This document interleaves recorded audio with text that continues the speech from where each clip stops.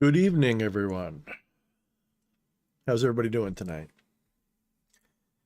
Hopefully, everybody can hear me okay. I'll let you know in just a second. Yeah, we'll find out in a second. You probably hear me just fine.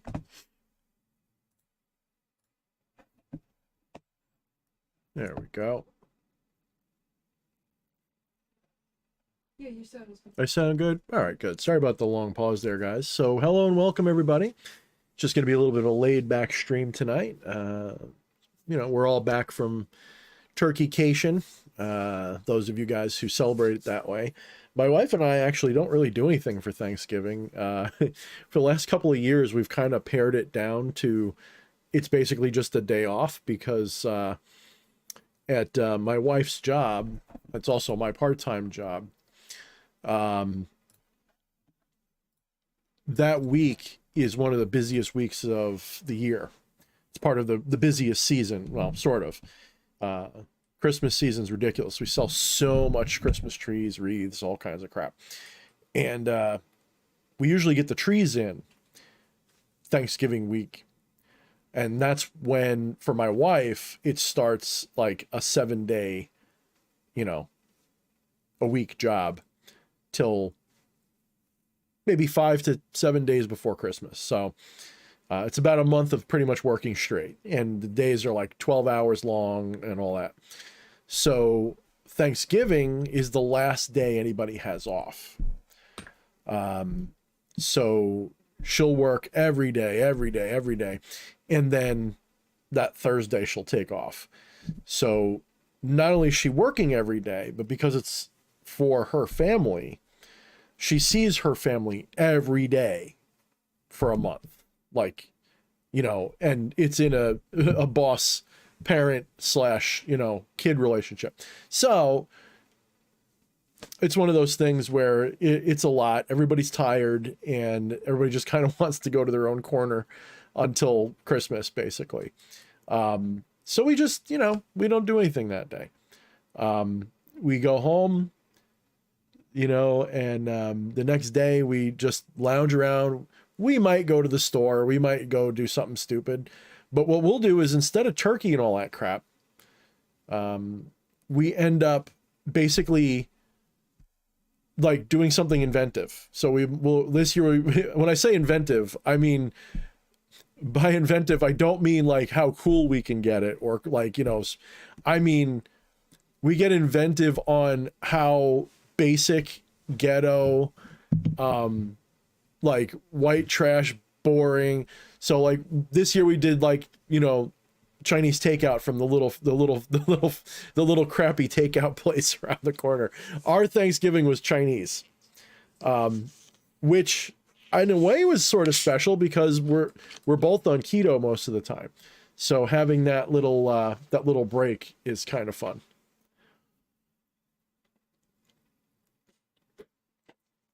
That's my way of explaining why we don't have turkey. We'll probably have one for Christmas. Why it says use a child rather than a turkey. Yeah, I mean, that sounds like something the people who run this planet would do. Sounds a little bit too much like that, actually. But what's up, Jose? What's up, Eddie? What's up, Kelly Meadows? What's up, Andrew Colts? And what's up, Wyatt, of course, and Joffrey. Joffrey says, hello, everybody. Whereas Eddie says, sup, bitches. I guess he's looking to hire. He needs some new bitches for his pimp wagon, I guess. And Eddie's talking about watching horror movies for Thanksgiving. That's not the worst, Thanksgiving always was a big movie night for my family. When we had like a more traditional Thanksgiving, well, the really traditional was the way my grandparents did it. And, when they died or whatever, we didn't really, when they all moved away and they died. But in my mom's family, for my mom, my sister, and me, the tradition was mainly like invite a friend over or whatever. And we would have, Thanksgiving dinner. And then next thing you know, it would be movies until you basically puke or fall asleep or both. So we would rent like 4 or 5 movies from Blockbuster. Yes, I said Blockbuster. And we'd be there until, you know, we'd watch as many of them as we could, and we'd fall asleep to them. Which was actually pretty cool. Like that's actually, but you have to remember, like also back in those times, we didn't have everything streaming on demand. So watching a movie was still a special event. It wasn't like, you know, you could just binge it anytime you wanted to. You had to actually go, you know, it was either it was on at a schedule, or you had to go to Blockbuster, because that was the only game in town. You'd have to go to Blockbuster or Hollywood Video. You go to either one of them for your movies, and that's what you'd watch. And in a way, that was a lot cooler than the streaming, because you had to be a little bit more, not that you're not picky now, but I don't know, there was more of an event to watching a movie, so you put more effort into picking your movie. And that alone, you know, sort of made it special. And sometimes you pick like the worst movie on purpose. But I don't know, to me it's different. Anybody who grew up without like Blockbuster Video doesn't understand. So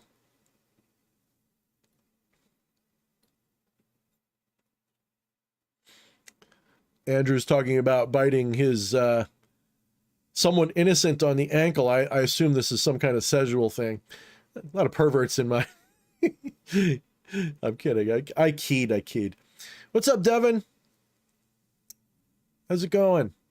Infernal greetings to you too. But, I mean, I don't want to just talk about Thanksgiving. So...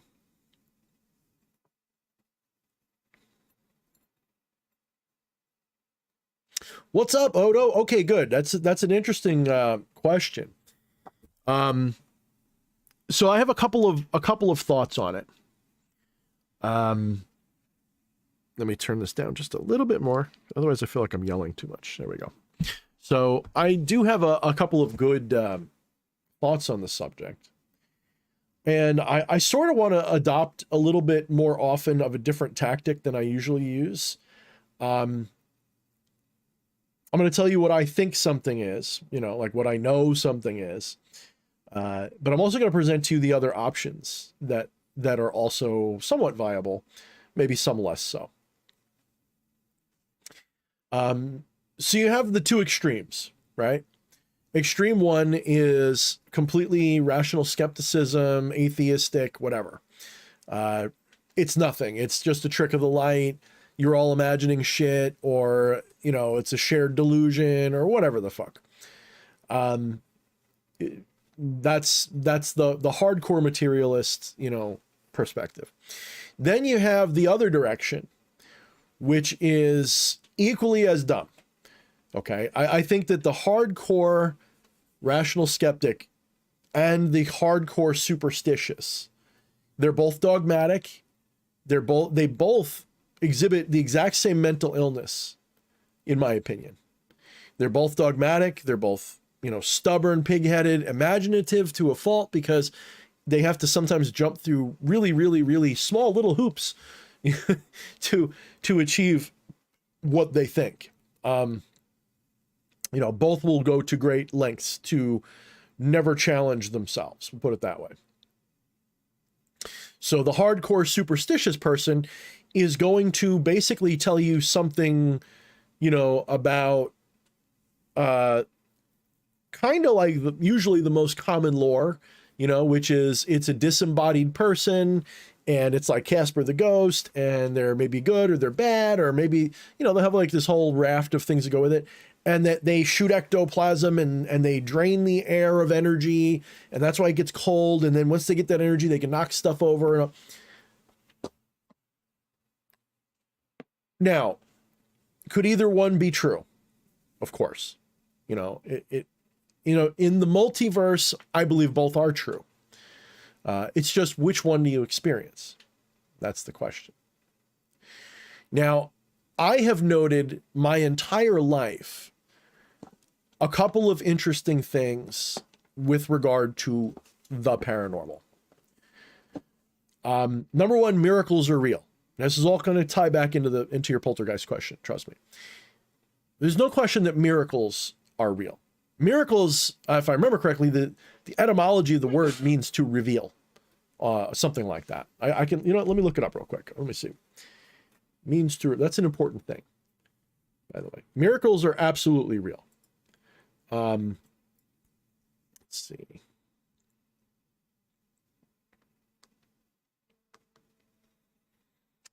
Pardon me, guys. Trust me, I'm going to get around to your ghost question, I swear.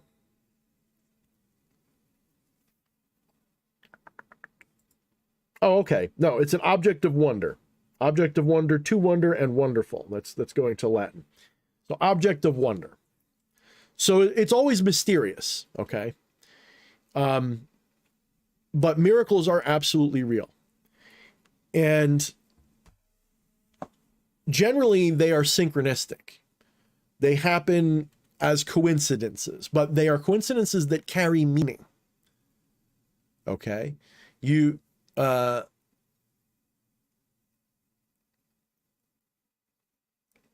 I guess the way I would put it is miracles can be on a spectrum of really miraculous or just minor little miracles. But miracles are generally synchronistic in nature.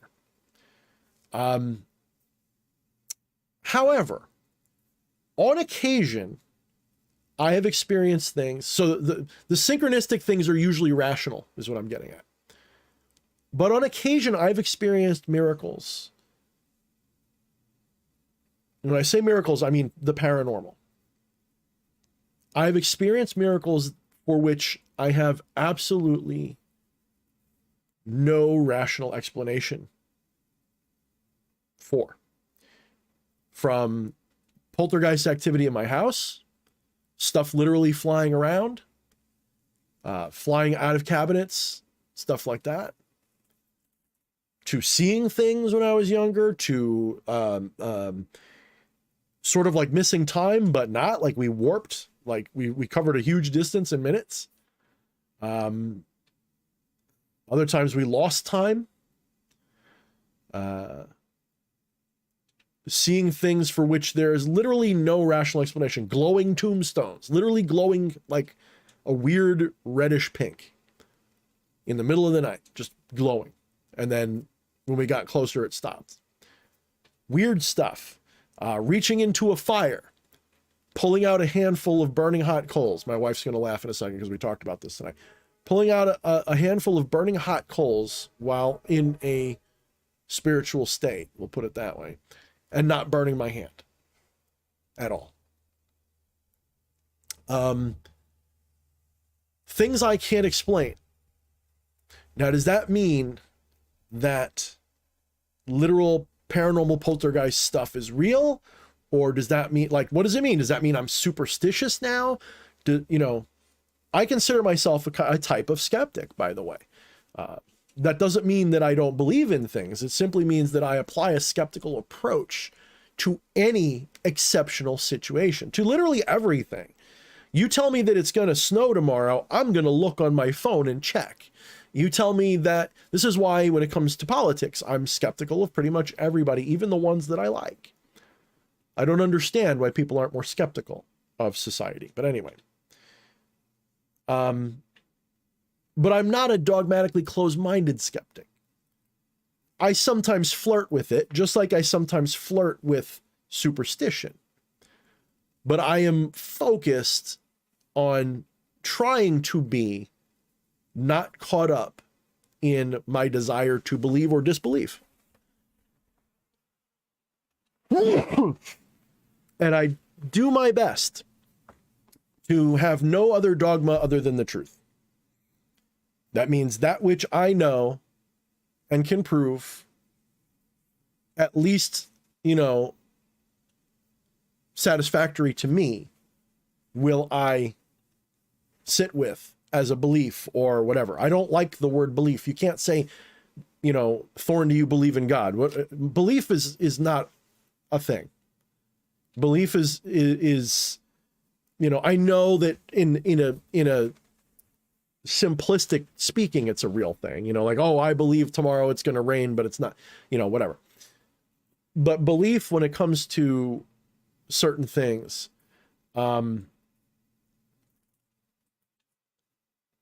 belief should always be questionable. Like a belief shouldn't be something that's unchangeable. A belief should be something that is, this is what I think right now. This is my operating understanding. Faith and belief are generally anathema to true enlightenment and realization. You either know it to be so, or you don't know it to be so. Belief is bad. You know, see what I'm getting at? So like if I believe in God, then that means that usually that means that I'm dogmatically in belief of it. I am unwilling. I am unwilling to change because it's my belief. So this is why I shy away from words like, do you believe in XYZ? If you ask me what I believe, you know,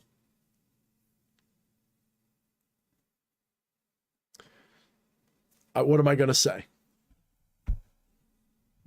You know, what am I going to say? I don't believe in much. I either know something, or if I say I believe, I mean that's my current guess. Okay. You know, you can't act on, you have to make assumptions. You have to make guesses. You have to have good arguments. So if you're asking me what I believe is happening when I experience paranormal activity, I maintain a sort of teetering, fence-sitting belief on the subject in general. When it happens and I have no explanation for it, I don't go, ooh, it's a ghost. Now, what does that mean? How can I call it paranormal if it wasn't a ghost? Well, what makes it a ghost? All I know is something fell off the shelf. Why is that a ghost? Okay. Listen to me very carefully. Why is that a ghost? What makes a ghost a ghost? So I'm not inclined to say that just a little paranormal poltergeisty activity is a ghost.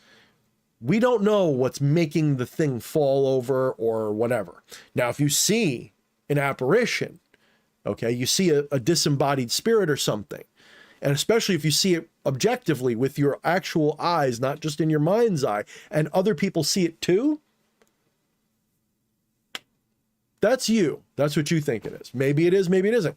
If you see a little shimmering light in the darkness, how is that necessarily a ghost? What if that's a moonbeam catching some dust? What if that's a portal to another world? You know, there's so many things that can just make a little shimmering light.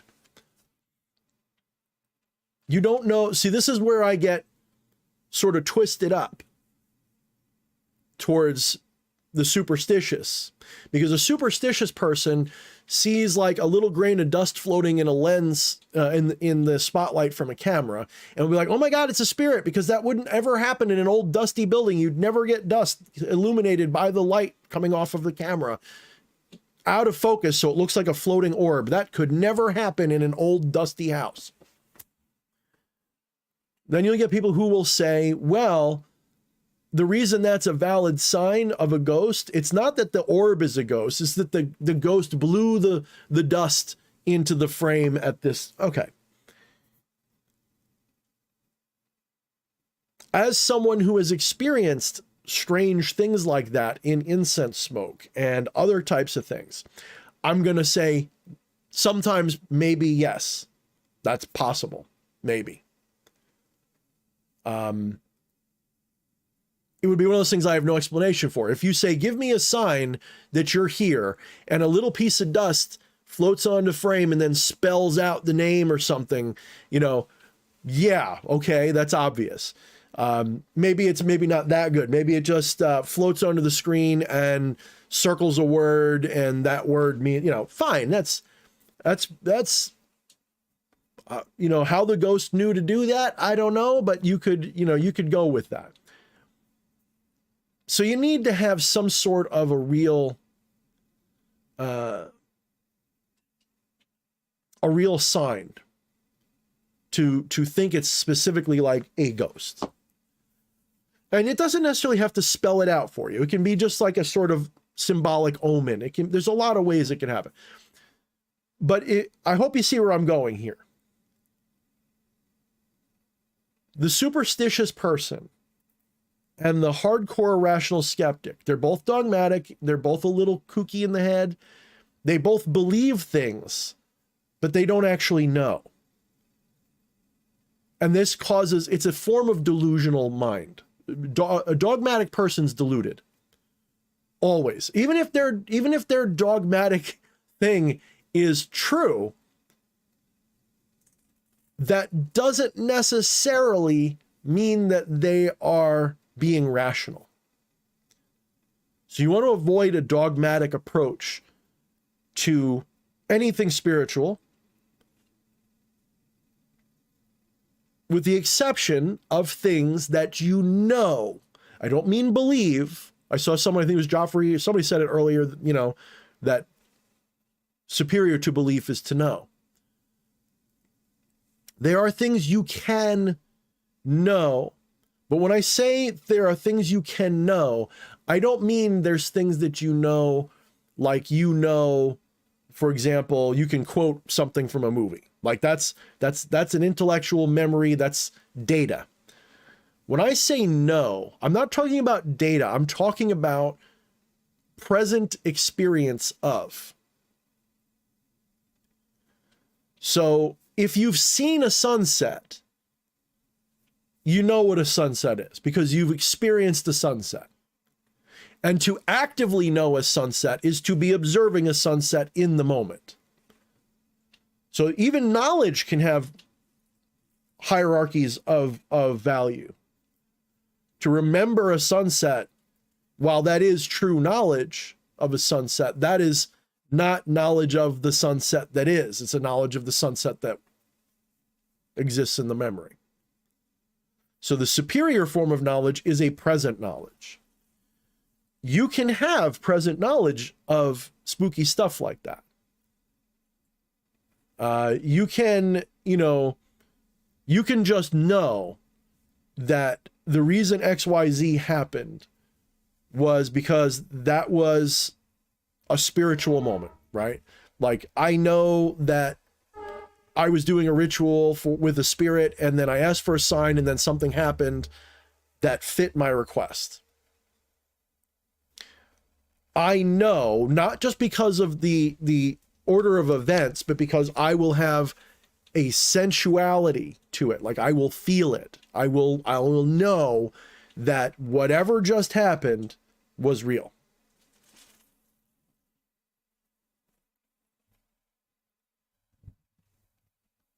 Now, because I am a firm believer, meaning I don't know, but I have every logical reason to assume, but I am open to being wrong,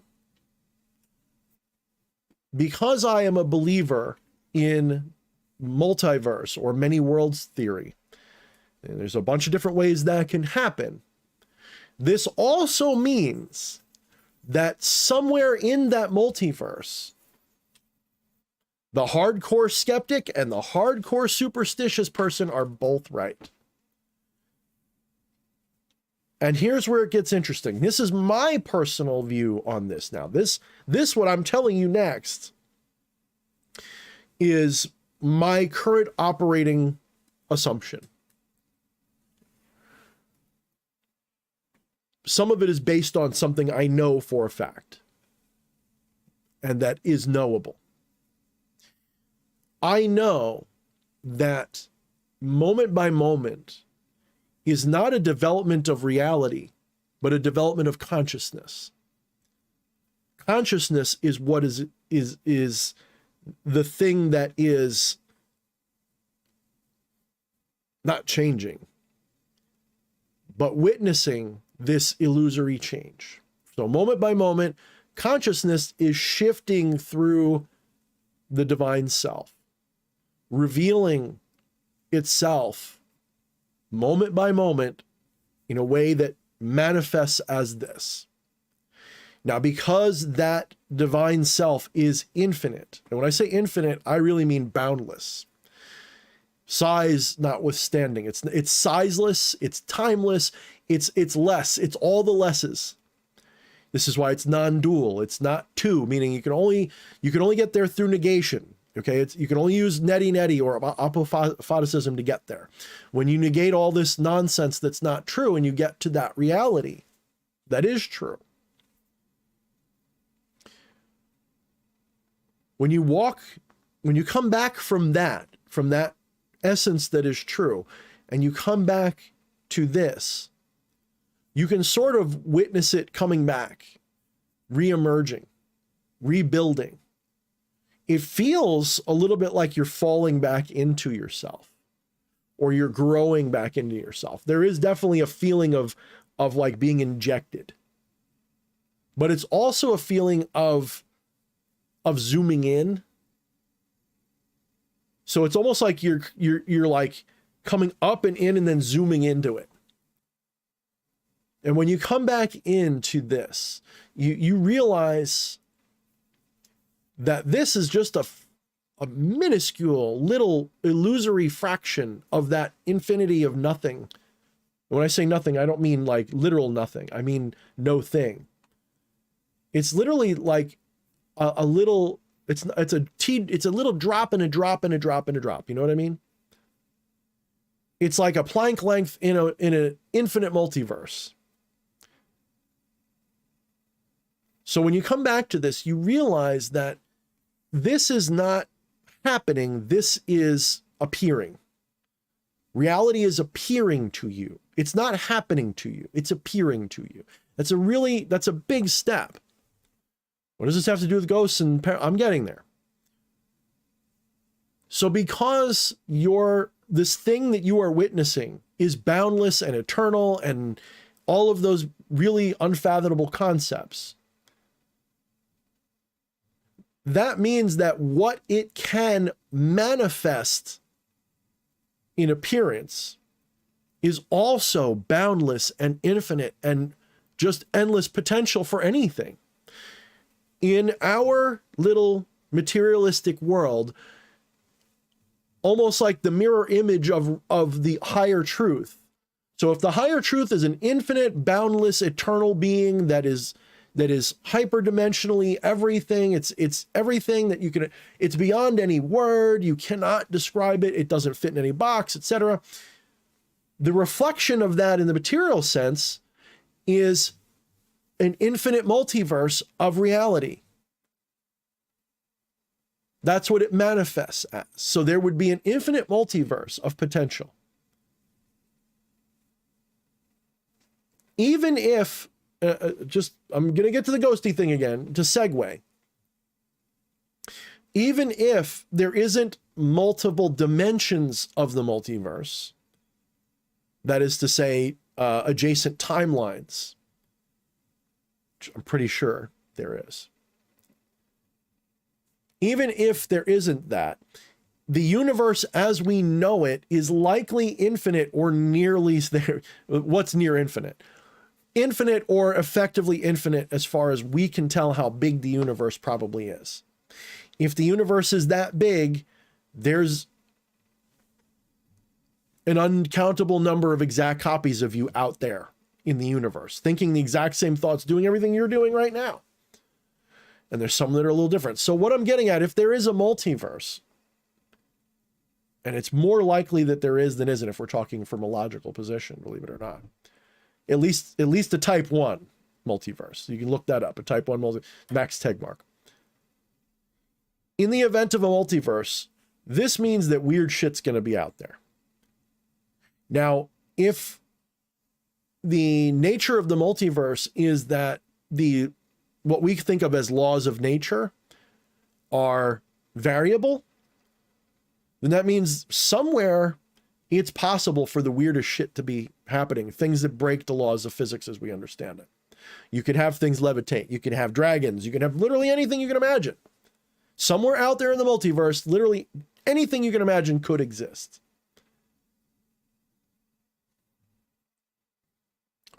I believe this This is my, as I said, I don't like to use so if I use the word belief, I do it knowingly. I know that I'm saying I believe, meaning I don't know.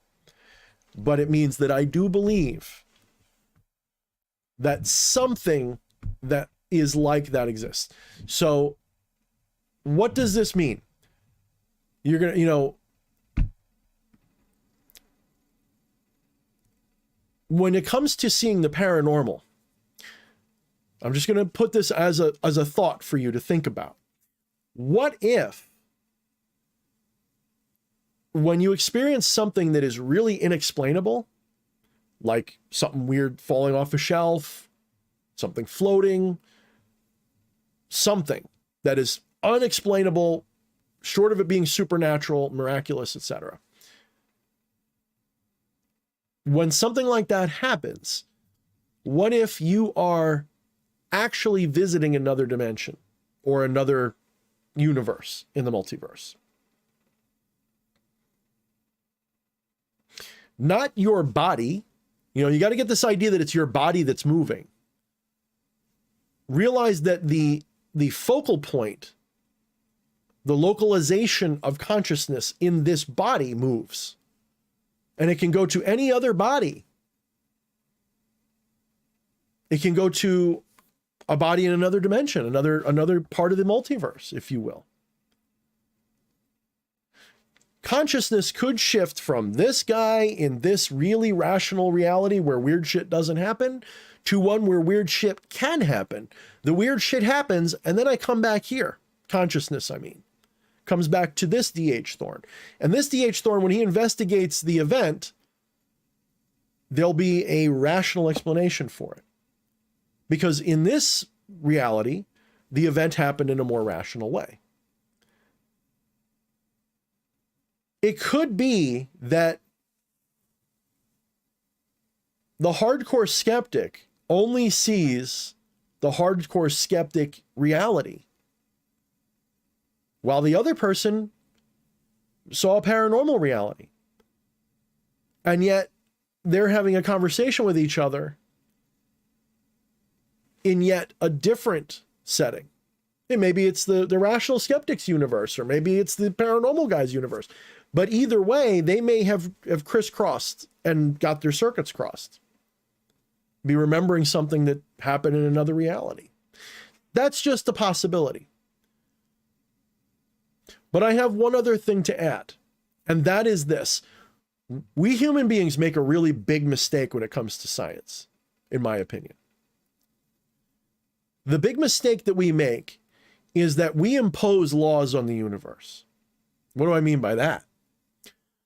Coming from a completely non-spiritual, magical, supernatural mind at all, just being hyper-rational material.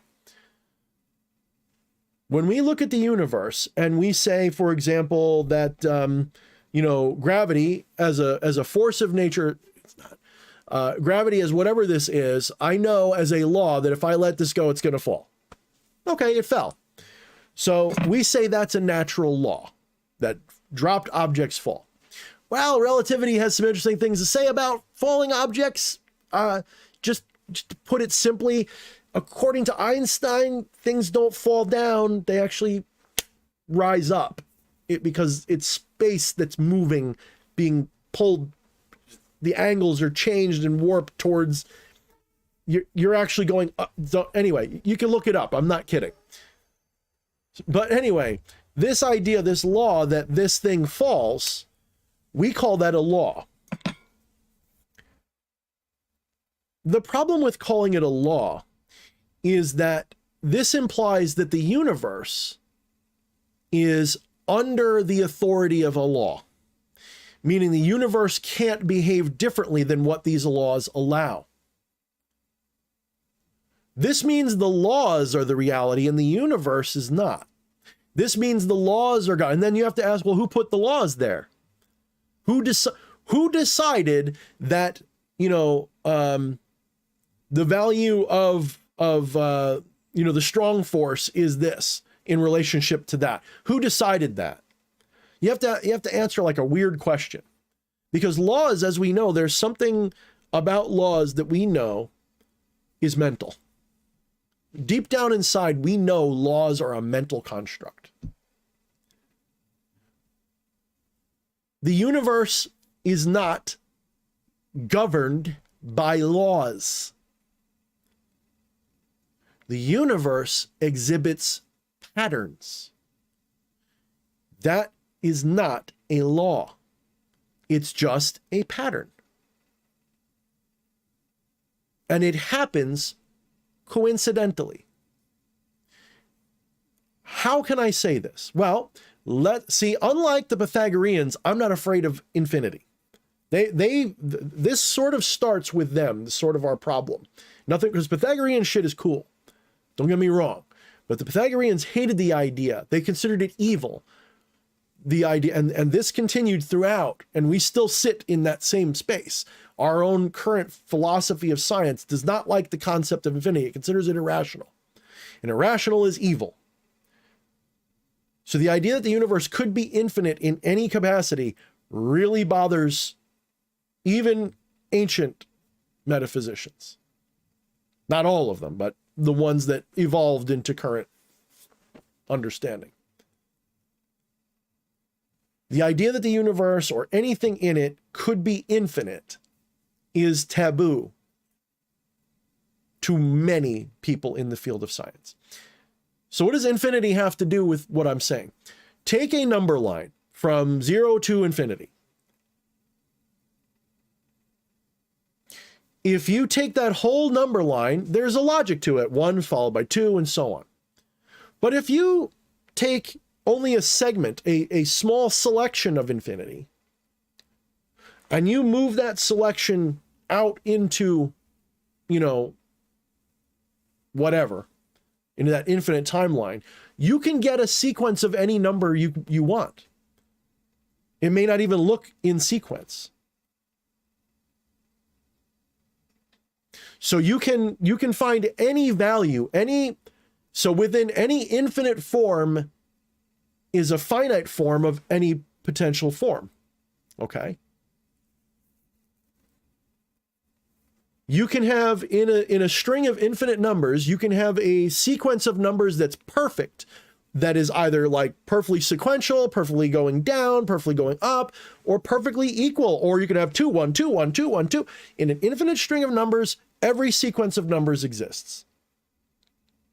Every possible lesser sequence exists within an infinite line of numbers. You don't even have to have them randomized. Now let's randomize them. Now let's say that that the universe is infinite and it's infinitely variable, and this infinity doesn't just stretch in the 3 dimensions of space, but also in the dimension of time, probably more dimensions. But let's pretend for now that there's only 4. So you have infinity stretching out through all these different dimensions, and it's infinitely random. Well, infinite randomness will eventually lead to form somewhere in that. I know that there are patterns that don't do that, by the way. You don't have to mathematically correct me. I know that there are geometric patterns that do not repeat. I know they exist. I'm talking about just a random, just everything splattered. Somewhere in that splatter is a rational sequence. What I'm suggesting then is that the universe doesn't have natural laws. What it has are natural patterns, which we call laws. For a very long time, gravity meant that. But because it's not a law, the universe, nature, could just be like, we're going to a different part of the pattern now, and gravity means that instead of straight down. It means a little bit to the side now. That sounds absurd, but we are very short-lived little creatures. We think that we have lived long enough and have enough data to tell us that the universe has always been this way. But even what we do see tells us that there was periods of time in this universe where natural laws work differently. Look it up. Time itself didn't exist according to them, because all of matter was massless for a while. Without mass, you don't have time because massless objects don't experience, a photon does not experience time, for example, according to science, as we know it. Well, we have time now. Things experience time now, and they experience the other fundamental forces which also didn't exist, and so on and so on and so on. So if these things can change, they could change again. In fact, we know they can change again, at least we think they can. If you look up, there's something called vacuum state decay. That is a valid theory right now. It's not provable either way, but it's a possibility. So it's basically saying that the fundamental forces and natural laws of nature could change. So that means they're not really laws. Now, a good scientist actually knows this. A good scientist, there are some that know what I'm saying. They will agree with what I'm basically saying. They might say I'm saying it like a toddler because they have like a PhD, but they will agree with the premise of what I'm saying. Maybe not with the multiverse part, but with at the very least, we know the fundamental laws of nature are malleable. So they're not really laws. Not really. But again, we call them laws. Human beings we think that by calling it a law, we have some sort of control and understanding over the universe. We've got some power over it now. But you don't. You just said a word about it. That's all you did. Gravity means things fall. All you did was describe it.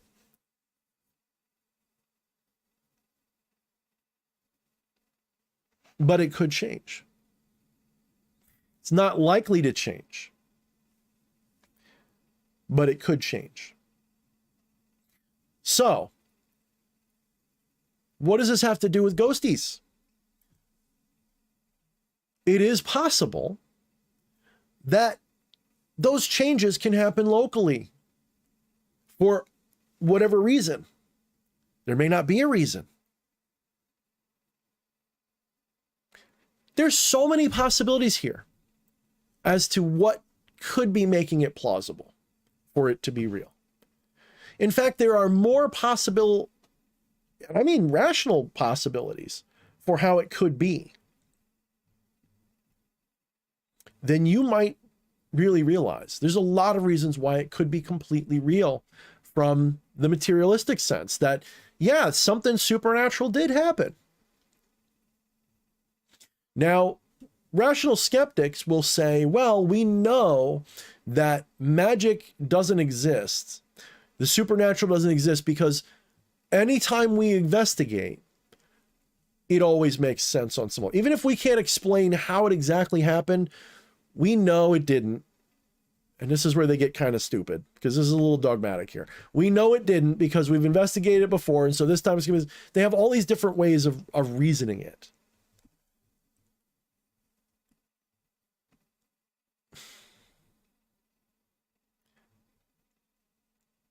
But there's a lot of things they don't know.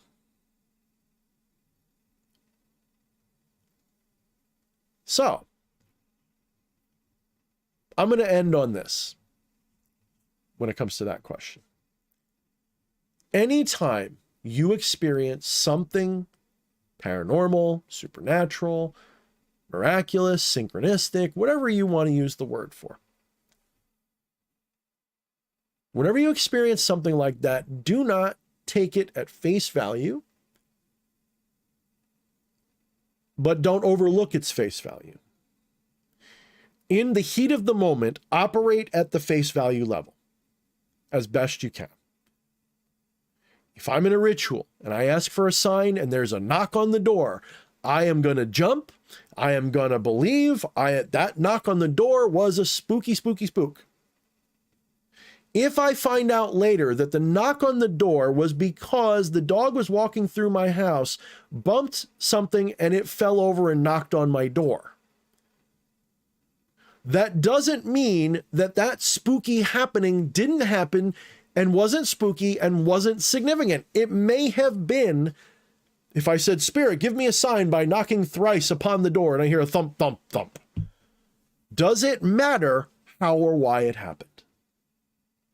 Does it really fucking matter? Did it or did it not happen in accordance with my request? If yes, accept that. Don't worry about what the physical cause was.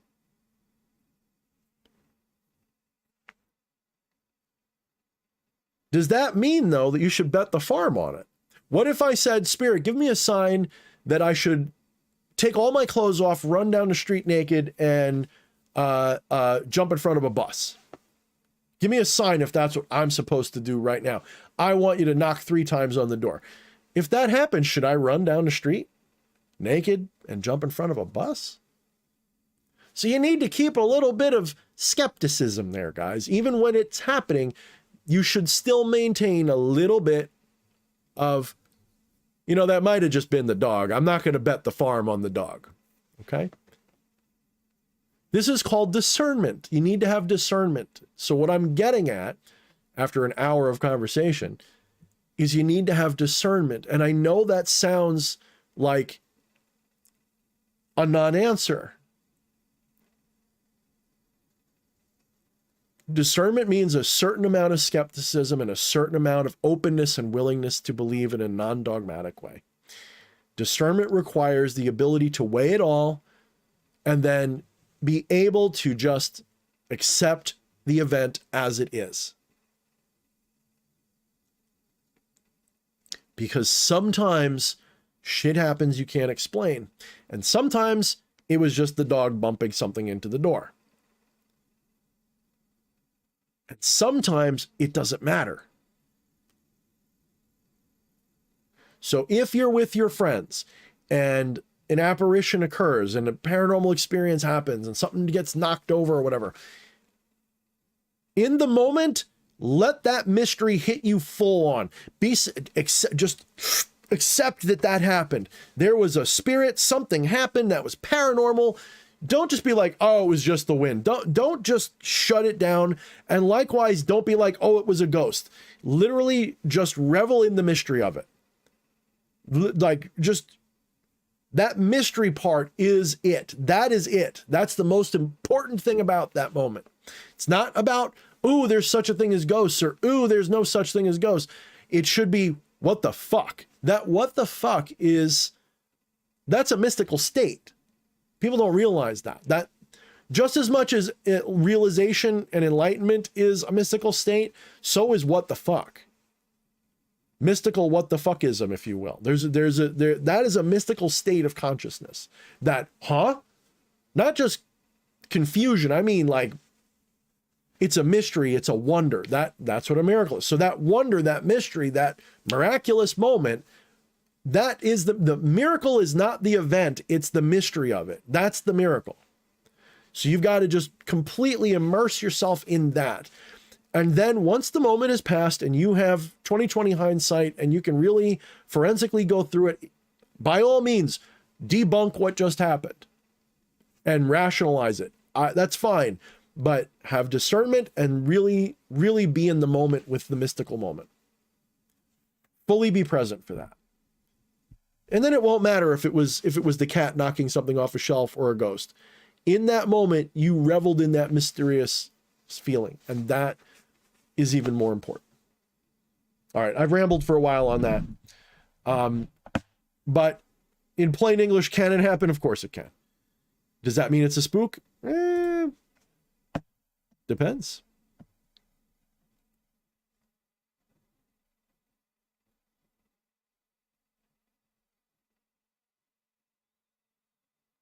All right, I missed a whole lot of chatter. Is my wife awake? I don't think my wife's awake. I hope I didn't get any super chats. No, I don't think I did. All right, good. Let me just catch up a little bit, guys. You guys have been chatting away for a while.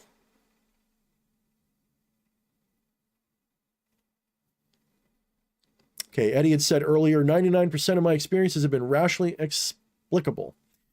I would say that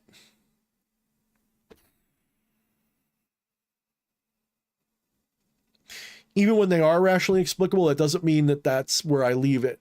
That, you know, it could still be mystical, mysterious, supernatural. It just took a natural path. But I'm going to say that in the aggregate of my whole life, 60% of mine have been rational. That is something that I can end up explaining by rational means. About 40% of the things that I can think of are things that I have no explanation for. And I'm pretty good at debunking, believe it or not. It may sound like I wouldn't be at 60%. If you tell me your events, I can usually debunk them. When I'm there and I see like something literally just jump out of a freaking cabinet, and you go over and there's no, that's a good example. That's probably my best in recent memory. So yeah, about 60%. I will say that lately, like in the last year or two, I've been swinging about your average. I'm getting like 99% is rational. Yeah. It's probably because I've been a little closed off because of the way I've been doing things. So it can definitely vary, especially, and I like that 1%, holy fuck nuts. Yeah, that's a good point too. Like when it is weird, woof. Hector Lich, yes, you hear what, yeah, I'm not even gonna say his name for the shadow ban sensors, but that's what you call, so that is an operation. What should we call him now? Because I don't want to trigger any of the things. Let's call him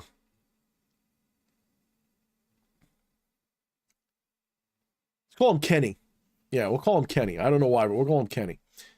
So did you hear what Kenny said? Bahaha, kind of funny how crazy he's getting.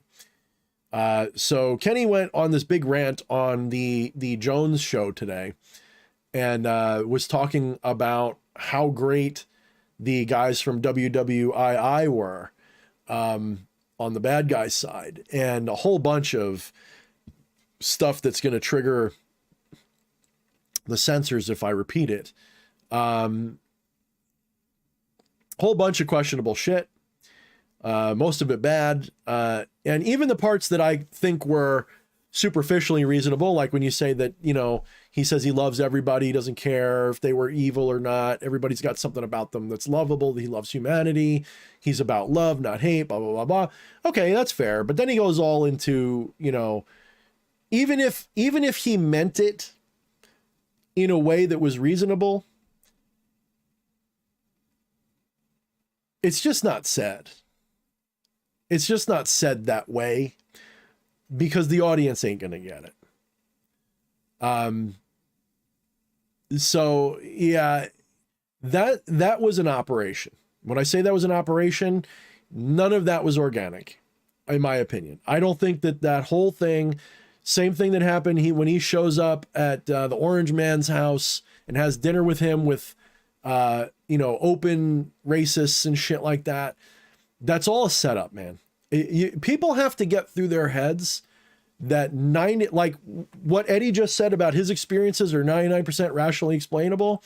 When it comes to politics and social media and all that, it's like 99% of what you see is orchestrated, staged, set up, manipulated, altered, whatever. It's all artificial. It's 99% artificial. I mean that. That sounds high. That's, get a person who's got media experience to explain this to you. Go watch the movie Network. If you don't see the movie Network and like the movie They Live, like watch those two together. Watch them like a double feature. In fact, I'll make a promise to you. Before the end of December, we're gonna watch both of those movies as a Discord event. We'll do like one Friday and another Friday, something like that. So don't let me forget that. That's like a hard promise. I want to keep that promise before December is up. Network and They Live. So if you understand anything about the way social engineering works, even in a benign sense, like people just trying to advertise shit and sell shit,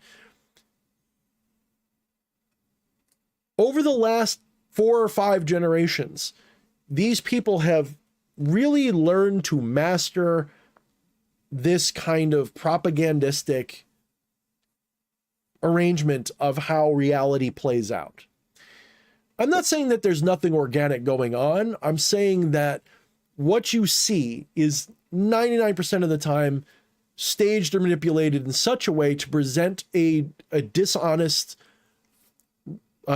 view of reality to you. Now, sometimes the distortion is minor. So when I say it's 99% there, sometimes the distortion's like 1%, okay? But there's always more significant than 1%. There's always significant distortion going on, and most of the stuff is arranged. So this whole thing that Kenny did going on the Jones show today, all of that is orchestrated.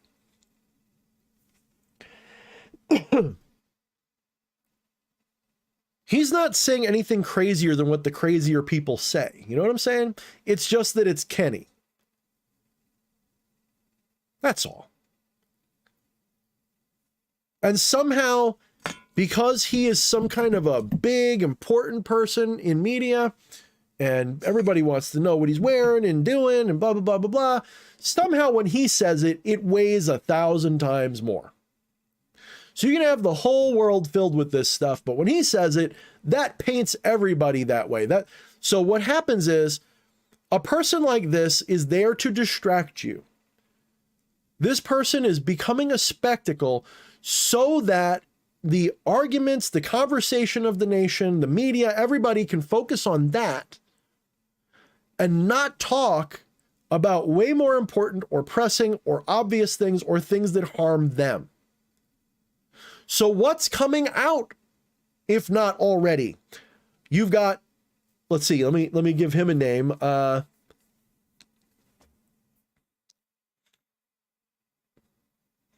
call him Alien. You got Alien buys Twitter.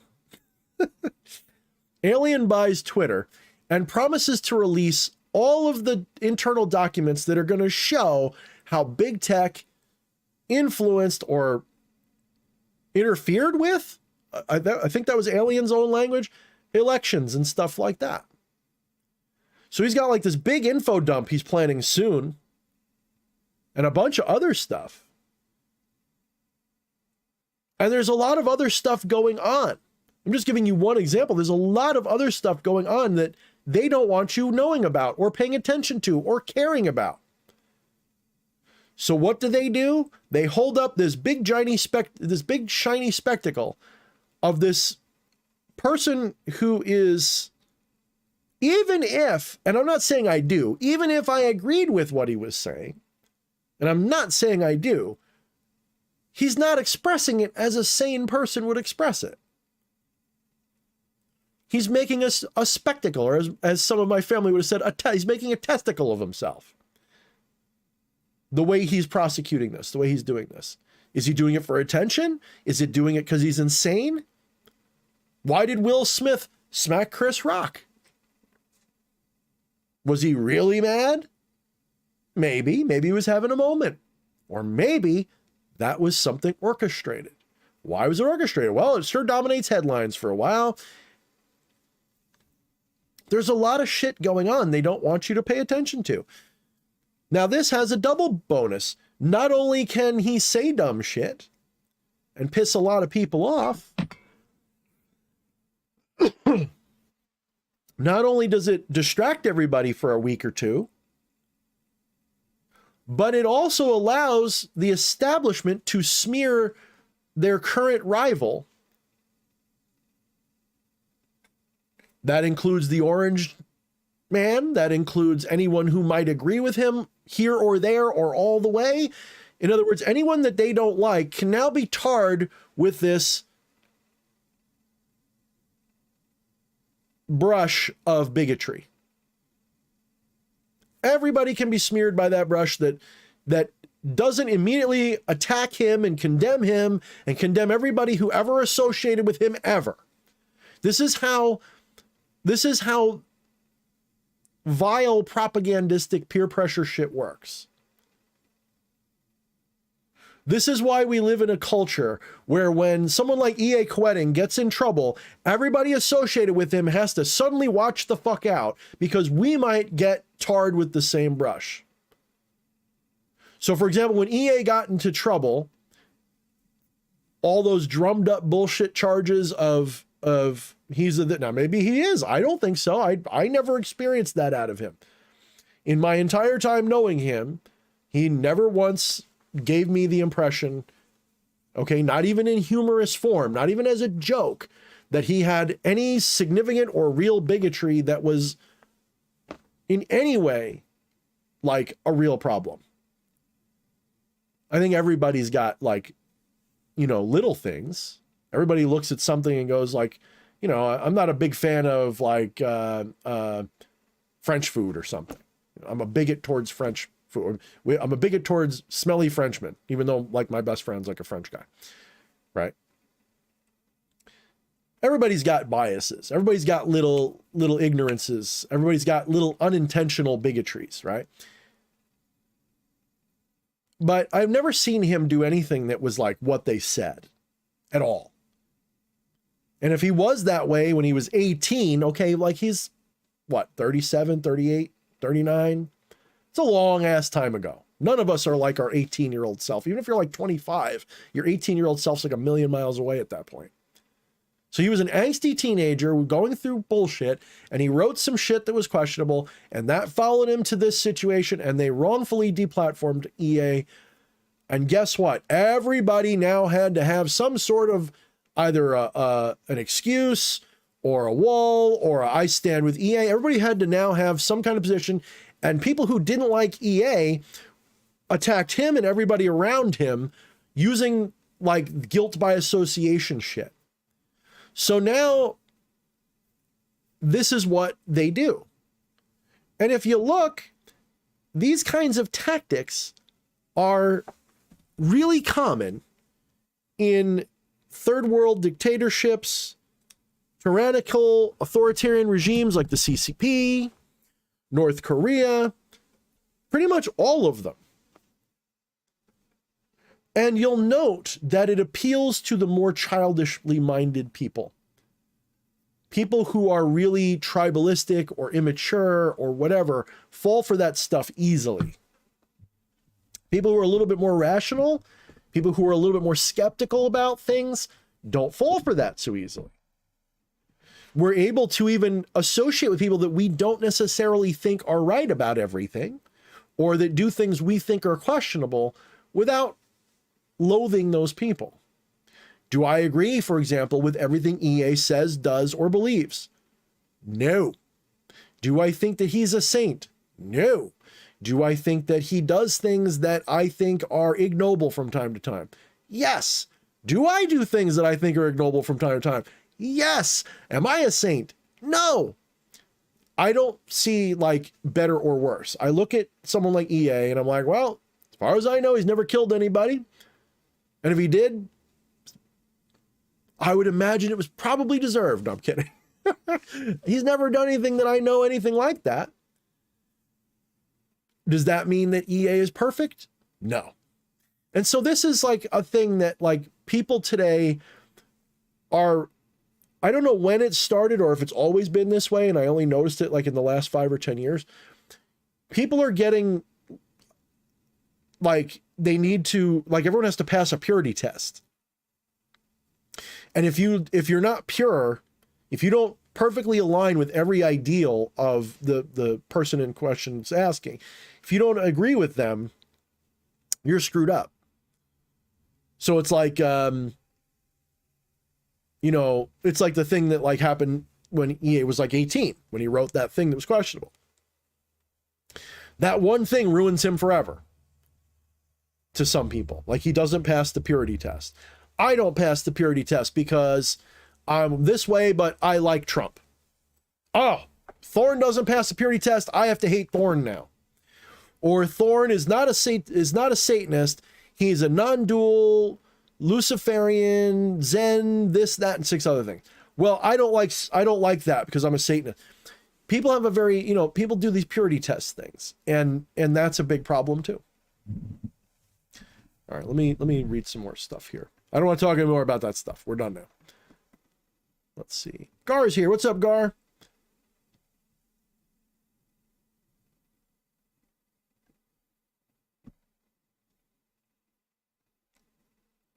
Let's see.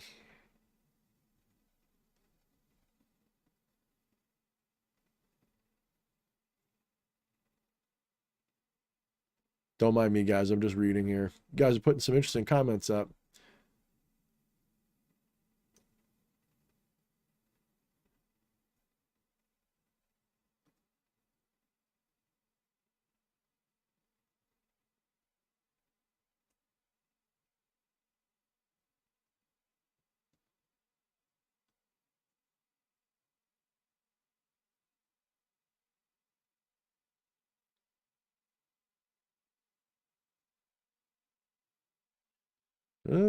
Hi said hi.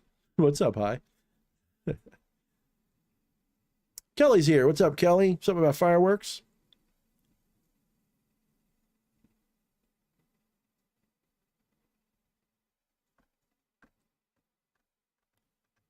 Let's see. Z's here. Me and the wife loving and listening. What's up, Z? Hail.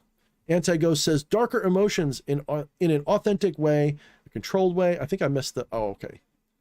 I just want to say that I channeled Legion today. Okay, Anti-Ghost. Sorry I missed this, by the way. I could feel my target's rage, lust, and had an extremely heightened sense of their fear. It was like a dark empathy, and I was able to actually feel my darker emotions in an authentic way, a controlled way. It was phenomenal. I've been initiated through Legion, and I have seen 333 on license plates, gas pumps, and even a sticker. Okay, now be careful. My only thing, just remember what I said in the book, is don't fall into the trap of sort of putting them on a pedestal. Sometimes they will feed you false positives, and they will feed you, illusions of power and success, or et cetera, et cetera, et cetera. Sometimes they give you power, and then they'll sort of pull it away. They are, for all intents and purposes, everything that people thought demons were. All the dangers, all the this applies tenfold to shadows, because they're your worst. When I say worst, I mean they're the parts of yourself that you're really ashamed of, or you want to keep hidden. So just beware. They tend to feed. Just make sure you're doing things in a way that keeps you protected, as the book describes. Okay, so just cautioning, because they are a trip. That's all.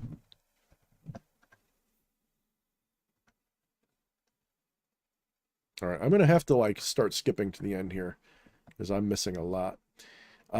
Discord server information. It is in the description of this video. There is a link to my Linktree, and there is a link there for those of you who need it.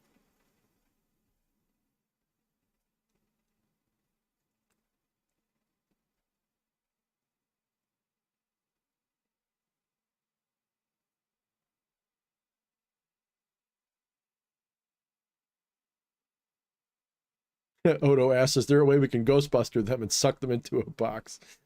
Oh, man.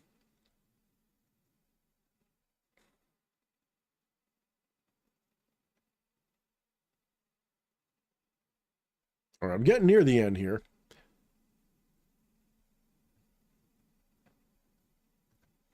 Yes, Anti-Ghost, Hegelian dialectic. That's exactly right. That's also a big part of what's going on lately.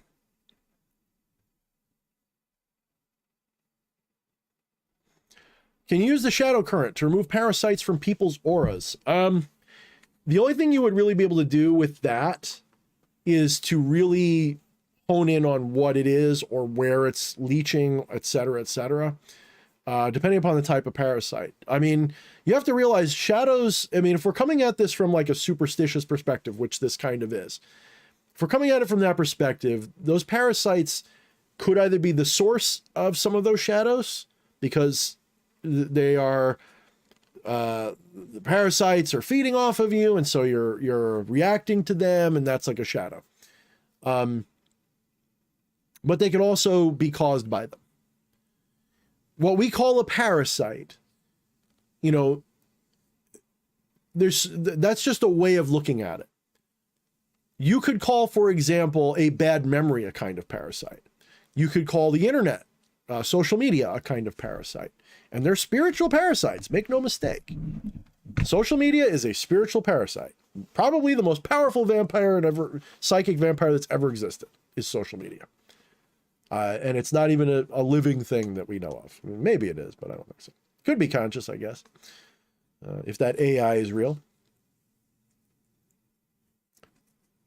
one of the most powerful vampires ever created is social media. And so you can have parasites of, it really depends on how you like to think of things. Me personally, I do not like a too superstitious perspective. What I do is if I look at something in antiquity, so for example, people believing in parasitic ghosts or something, right? Just as an example, not that they did or didn't. I would look at that and realize that a lot of the time the ancients would use things metaphorically or symbolically or archetypally or whatever. So some might believe it literally, but a lot didn't.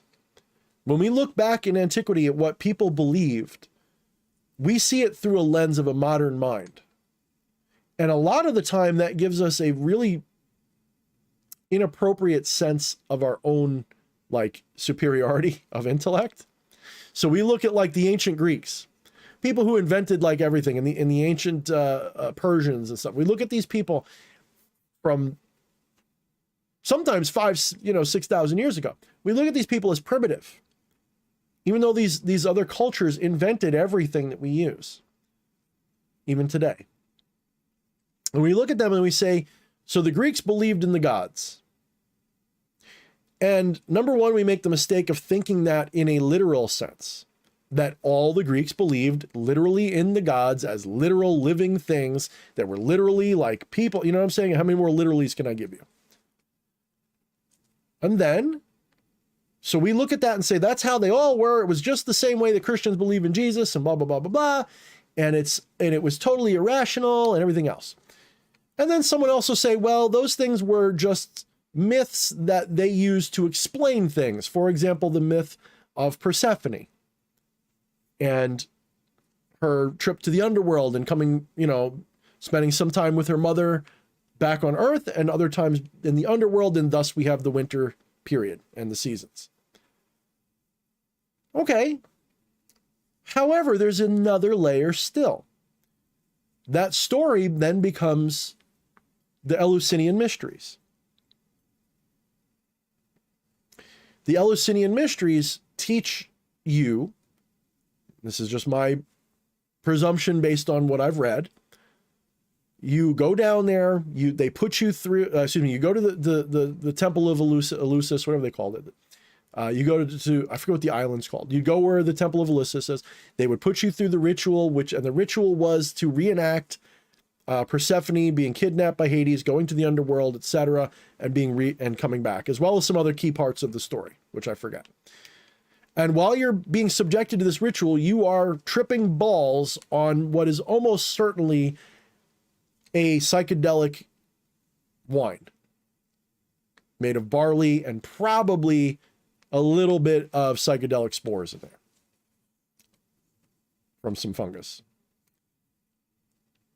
So you're probably tripping balls while you're experiencing the story of Persephone, Hades, Demeter, and all that.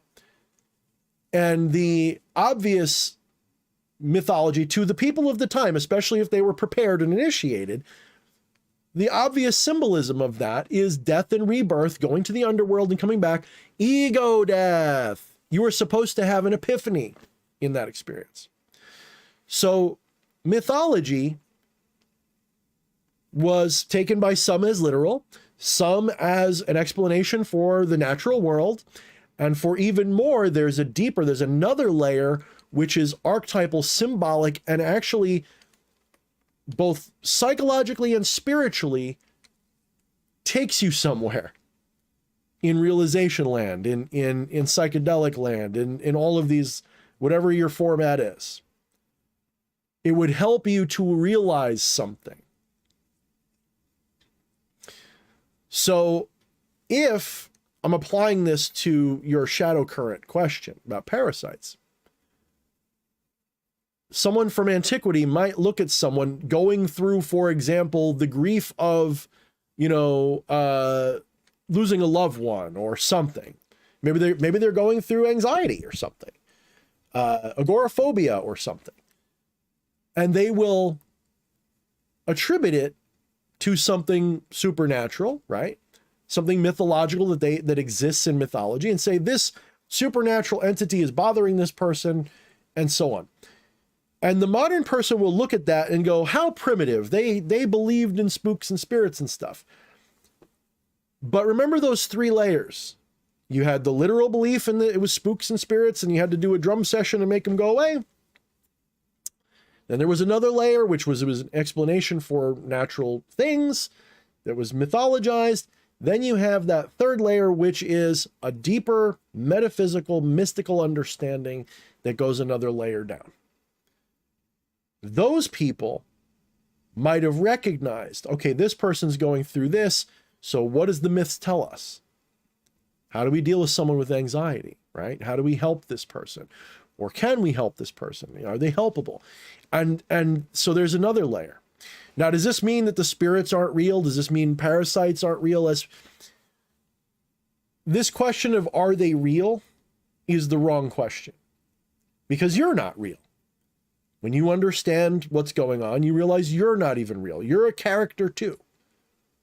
So you and the spirits, you're not more real than they are. Like if I were to say, if someone were to ask me flat out, Thorne, do you believe spirits are real or not? If I wanted to be a real dick, I'm going to say what I've said many times. They're no more real and no less real than you are, my friend. And that answer is my favorite answer to give. Because if they know what they are, then they know that their own question was dumb. If they don't know what they are, if they really believe that they are the person that's asking the question, yeah, then they'll take it however they want to take it. When you realize that this person isn't really who you are, and it's more of a character you're playing and isn't real in the real sense, then my answer has completely different meaning. When I say to you that a spirit is no more real and no less real than you are, completely different meaning. And it will fuck with your head if you think about it enough.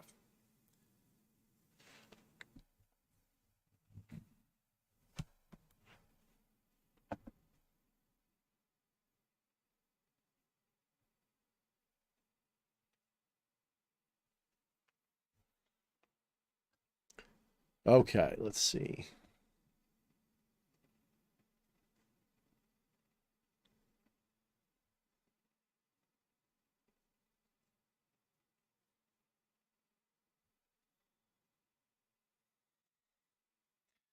Kelly says, okay, I'm going to see if my little left-handed daughter may possibly have a shout out.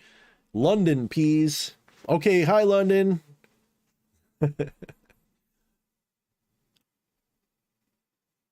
Thank you, Kelly, for that $1. I appreciate it. I didn't see that. My wife's asleep, so if she doesn't wake up and see it, yeah. So Laura says, hey, DH, funny you mentioned EA tonight. Oh, did he? I have to get in touch with him. I hope it was something, at least not bad anyway. I have to talk to him. It's been a little bit since I've had a chat with him. I kind of, in the last couple of months, I have really, like the last year, I've kind of like retreated into my really heavy sanctuary mode where I'm just like, leave me alone unless I ask you.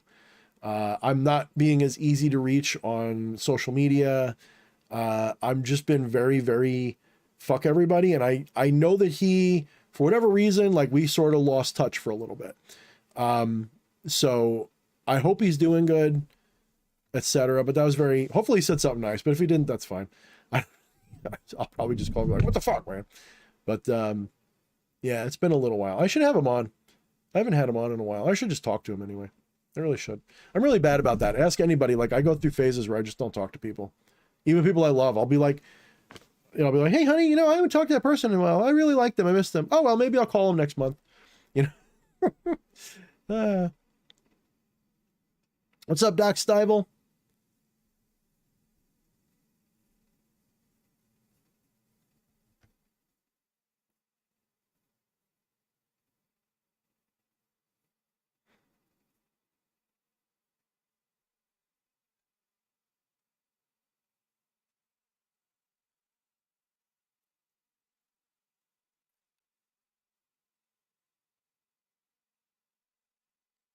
Well, it's a good question, Devin. Devin McLean asks, what is your opinion on the use of magical titles given by spirits in ritual? Do you think spirits can bestow them? Can they act as ego tests to see if we'll go into LARP land? I think that you kind of answered your own question a little bit in both regards. So I remember there was this one experience I had with Lucifer where he said, I was a chosen of Lucifer. And the way that was explained to me was, it didn't mean what it sounds like. It didn't mean that, like, you know, Lucifer chose me out of everybody else and made me the way I am or something like that. It was sort of a recognition that by default, without any studying or desire or intention to be this way, my very natural archetype is Luciferian. So it's like I'm sort of like a chosen of Lucifer because it's like an honorific. Does that mean I'm better than anybody? No, it just means that however it happened through the course of my life and the experiences I had, my archetype is that of a Lucifer, a light bringer, okay, a rebel, a cosmic rebel, a light bringer, all the things that Lucifer or Prometheus, are examples of. It's the archetype that I am most resonant with, which is why even as a non-dualist, even if I don't believe, even if I went into hardcore skeptic land again, but remained a non-dualist, I would still refer to myself as a Luciferian. Not because I am that, it's just the archetype that is the most resonant with me. Not the only archetype, nobody's just one archetype, but it's the primary archetype that is my archetype, with just by my nature. So, was it an ego test? Well, interesting thing about Lucifer is, of course, he's associated with the sin of pride. And that is sort of the test of Lucifer. You know, when we look at the 7 deadly sin spirits, the way that I work with them as concepts and as entities is that they are powerful teachers, powerful doers, mainly teachers though. And as teachers, when we examine the sin that they're associated with, that is, generally speaking, like if you misuse what they teach or don't learn their lesson properly or whatever, like that's what they can trick you with. So Lucifer will trick you with honorifics and praise. And whenever I've experienced him until lately, most of the time he's been syrupy sweet. I love you. You're my favorite, blah, blah, blah, blah, blah. And sometimes it feels nurturing and sometimes it feels buttering. And that's it's difficult to tell which it is sometimes. And it's one of those things. It's not always. There's times it's just very stern or whatever. But very often Lucifer is very buttery and syrupy. You know, oh, my beloved, oh, the most beautiful creature that I have ever, blah, blah, blah. He looks at you and talks to you like he's trying to fuck you every different way. Very Venusian, I guess. Very much a Venus.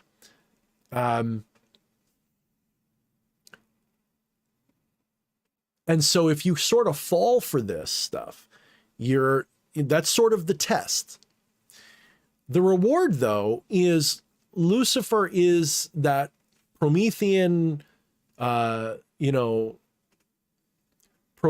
enlightened master figure. He's sort of like a Buddha or, again, a Jesus. People will compare Jesus and Lucifer a lot when they get into a certain phase of their spiritual career, like I do. You'll start comparing them a lot and recognize that they're, depending upon the religion, they were considered the same person, believe it or not. Under Gnostic Christianity, some versions of it they considered that Jesus was Lucifer, that he was the serpent in the garden even. So there is that. Maybe the same guy. I don't know. So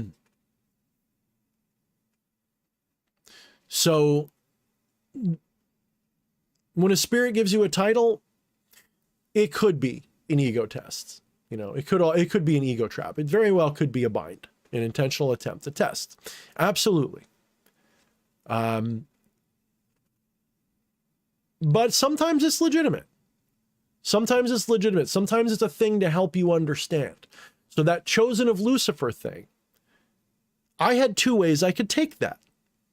I could take it as I am special. I am superior to everyone else. I am a chosen of Lucifer.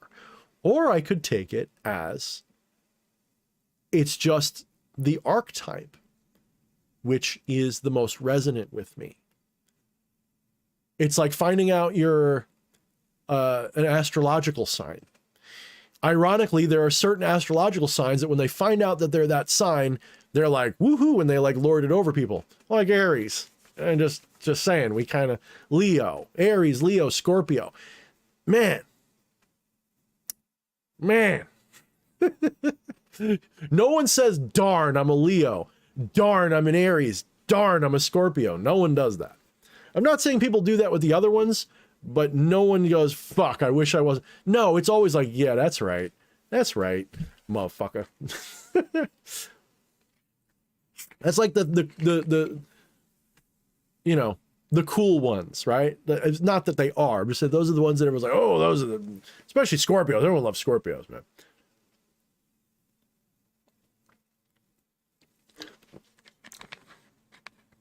So a title can be just like that. It can be like finding out your astrological sign, and that can be taken different ways by different people.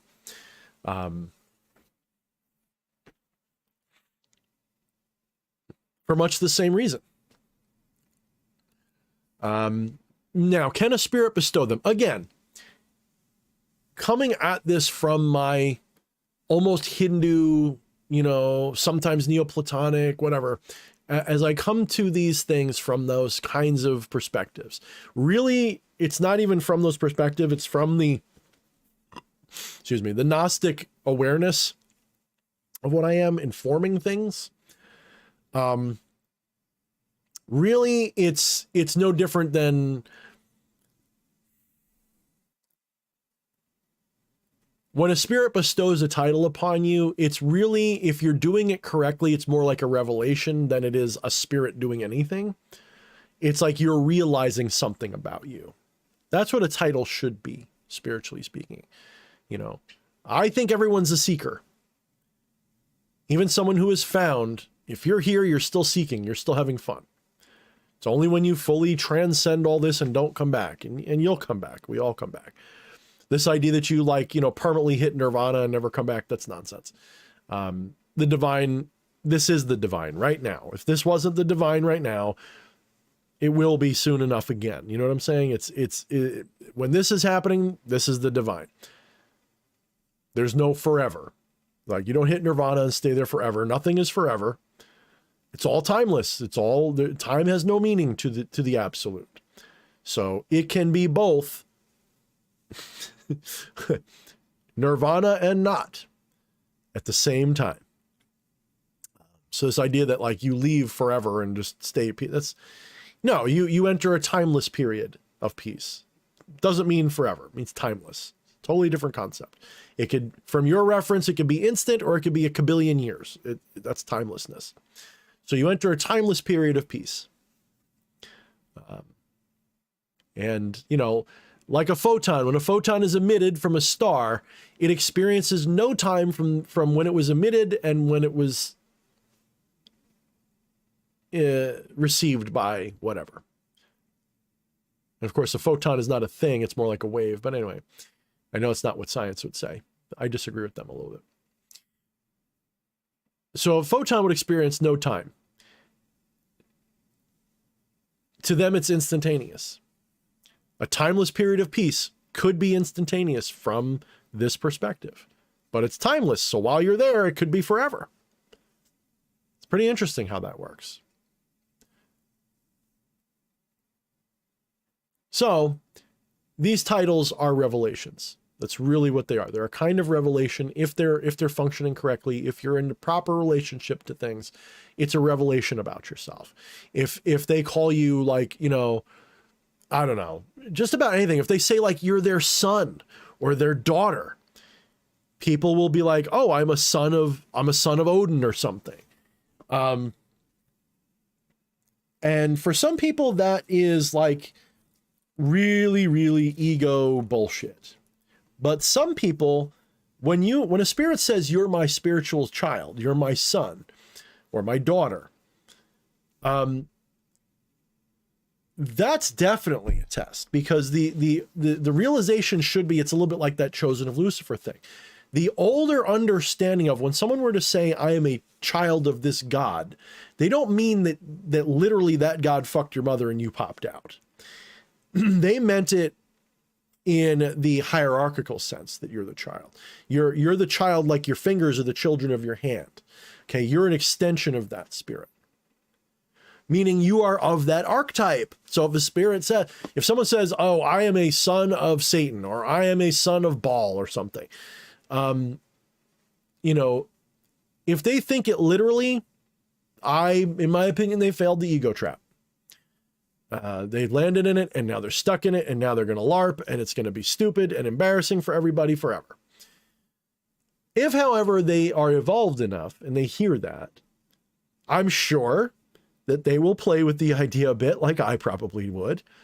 I would definitely play with it for myself for a little while and be like, well, that's pretty cool, I guess. But I would understand that obviously what they mean is not that I am a fornicological creation. Is that even a word? Eddie, could you look that up for me, fornicological? That you're some kind of a fornicological creation of that spirit and, you know, like a Nephilim or something. And what would a Nephilim be in this context, right? Maybe a Nephilim would be someone who realizes their archetypal nature and this liberates them and it makes them more successful. I don't think that. I'm just saying that's just the thought.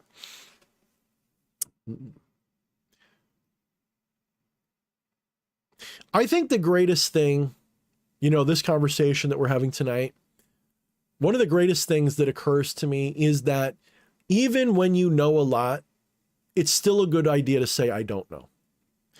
And I know that a lot of what I do is opinionated to some people, and I say a lot of things with conviction, but to be brutally honest with you, at the end of the day, the things that I know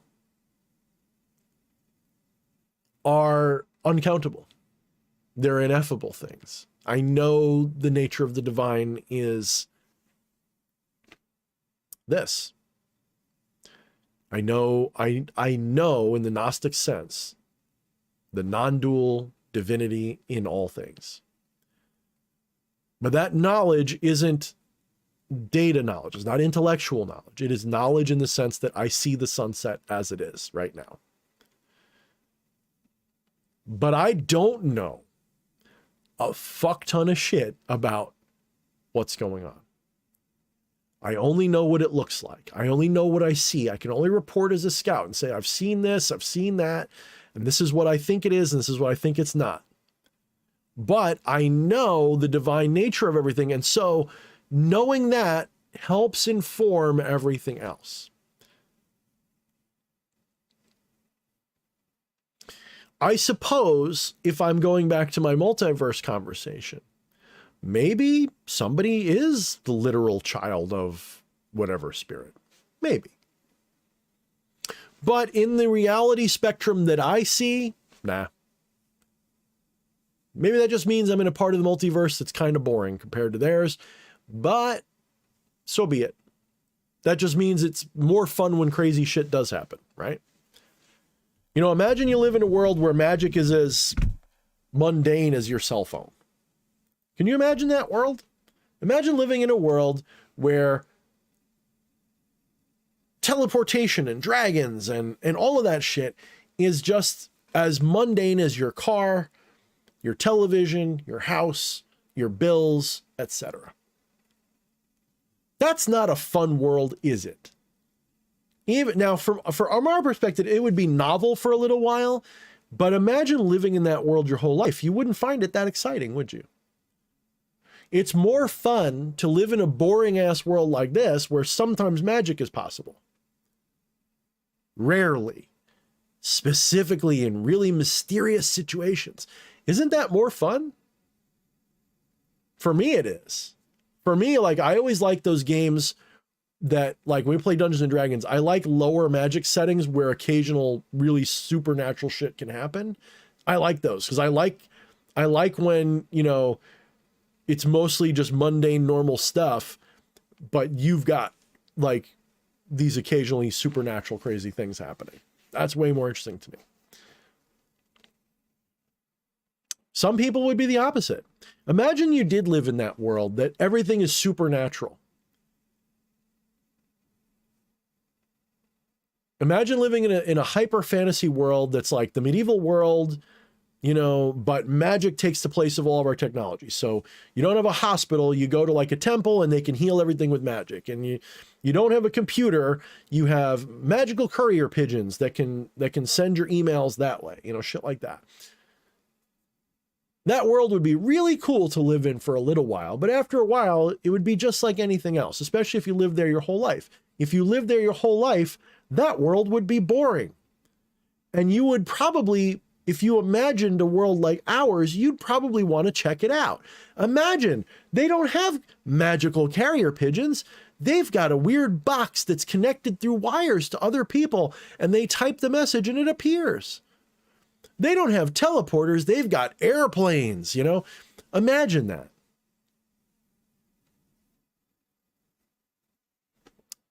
Just a thought. I'm kind of in a spaced out mood tonight, so my thoughts are weird.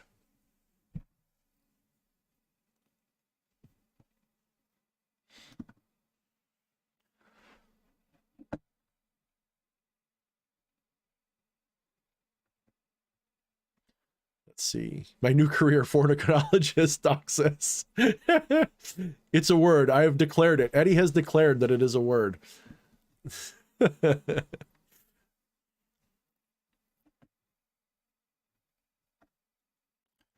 me go back a little ways.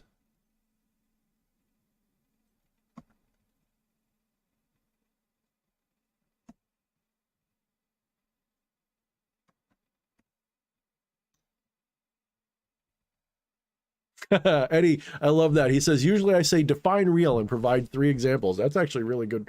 I like that.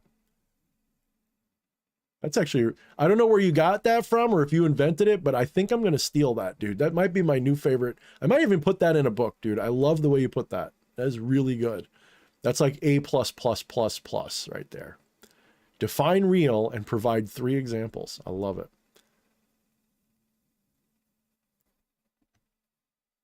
Because depending upon how they define it, you can just like be like, nope, they're not real. And just be happy because they're going to be happy. You confirm their beliefs.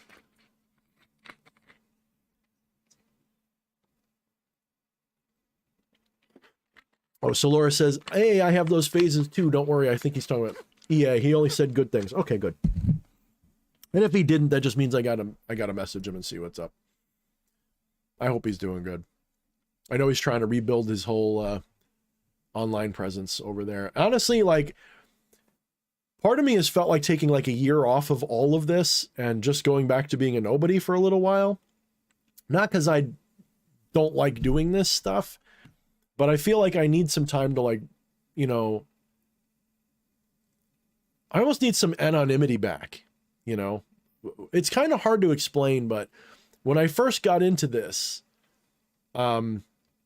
because I was sort of playing a character called D.H. Thorne, and D.H. Thorne wasn't injected with a lot of, you know, personality and characterization, and, you know, it was sort of like a way for me to say what I wanted to say and not worry. It was a character I was playing, so I didn't care what people thought of it. But then as that character got popular a little bit, and as it started to become profitable and all these other things, even though that D.H. Thorne egregore that I've created and I wear as a mask, by the way, that's some high level shit, by the way, when you create an egregore and wear it as your own mask, that's some high level shit. That's what a lot of like the most powerful people in media and stuff are doing. You just don't realize it. It's like they don't have a real self. They have a mask that they created. I still have a self that I mostly see as me, but you know, in my day-to-day life, but some people don't. Some people are literally, they become the character they play on TV. Like that's who they are. So, you know, DH Thorne is like a public character, you know, and when it first was created, that egregore, when it was first created to be my pen name, and there wasn't a lot of intention of becoming social with my fan base or anything. The original intention was to have my blog. I didn't even think about doing YouTube for almost like 6 months, even though I had a YouTube channel. It was really just going to be about a blog and just having fun in the community and doing this stuff. And then as it just built and snowballed and became this thing, DH Thorne became more and more of a living egregore of its own. And even though it's still a mask and like a shield that can be attacked and not hurt me, and it's like a, you know, it's an avatar for me. It has become so much of a second skin that now, instead of seeing it as an outlet for my crazier thoughts, I now worry more about it than I did when it first, you know, when it was brand new, I didn't care if it broke. I didn't care, especially since my face wasn't really associated with it. It was just a name with some cool pictures and some shit. So I was a mystery a little bit. And even though my face was associated with it, it was still a mystery. I wasn't a character, a person yet. And so I could kind of be reckless with it and edgy and cool. And I could say all this stuff that I might not say now because I was anonymous, if you will. That was my avatar. Now the avatar has got a reputation, and so I've got to be a little bit more careful about what I do with it. So a part of me would like to go back to that anonymity. But the problem is, if I do that, then I lose the audience that would experience that anonymity, right? It'd be like 2 people will be watching my shit again. So I kind of want that anonymity back without throwing away everything that I've built. And I think that, you know, I'm going through just continuing metamorphosis again. And when I stop this next evolution, you know, hopefully that'll be something that is going to be shareable. You know, maybe at some point I've got to sort of accept that some of what I'm trying to do is giving me difficulty because I am trying to structure it in a way that is, it's what I want to do, but it's more like an obsession. And I might need to let it go for a while and just let it not be anything, so I can come back to it with a fresh intention. So that's sort of where I'm at. You know, I'm like in between things. I recently was looking at the book I was writing, and I showed some people like snippets of it and stuff like that. And it's really big and convoluted. And it's like, it doesn't have to be this way.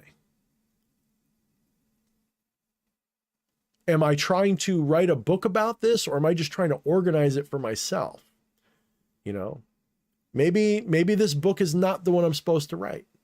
Maybe this is more like a journal that I'm doing. I'm actively journaling, and then I'm going to take something out of that and make that into a book. I don't know. I may have to just accept that I'm not going to write another book for a little while.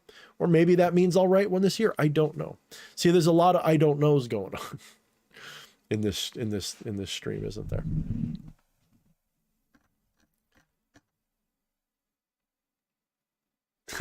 Behemoth says, "You're addicted to fame, DH. Just say it for what it is." I mean, if I were to say that I don't like a little bit of fame, I'd be lying. But what I really like, what do I like really?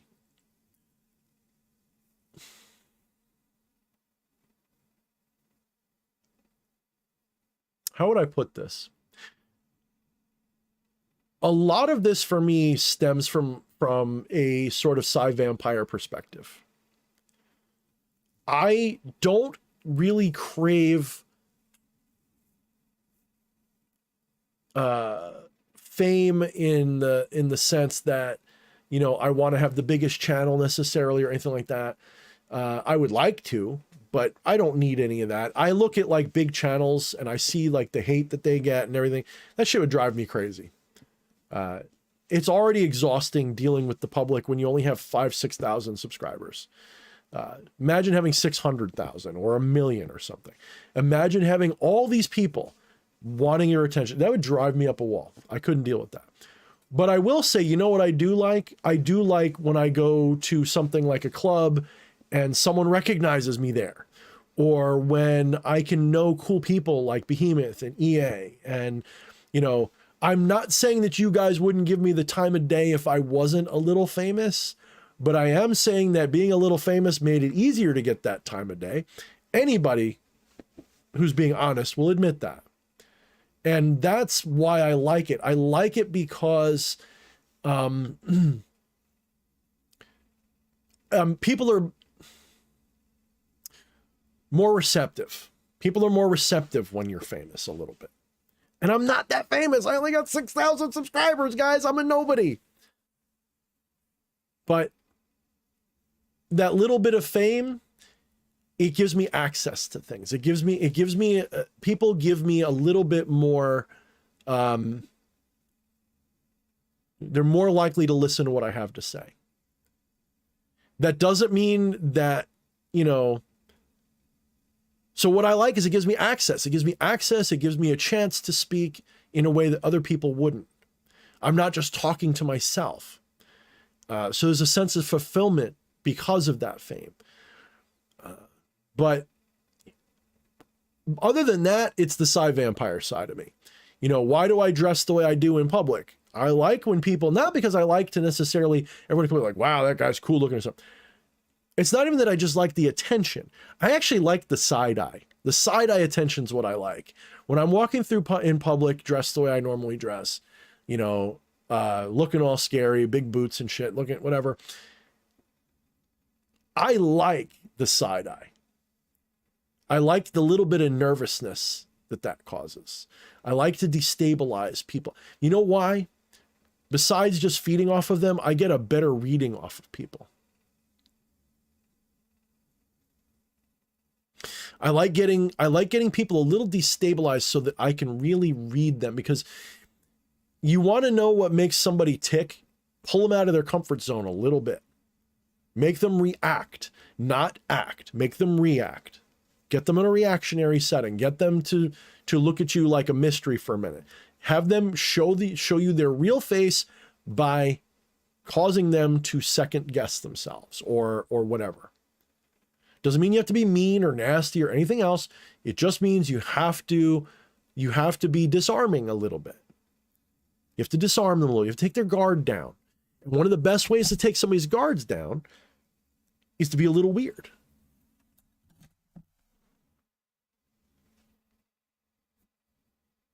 To be a little forward, a little shocking even. Oh boy, does that open people up.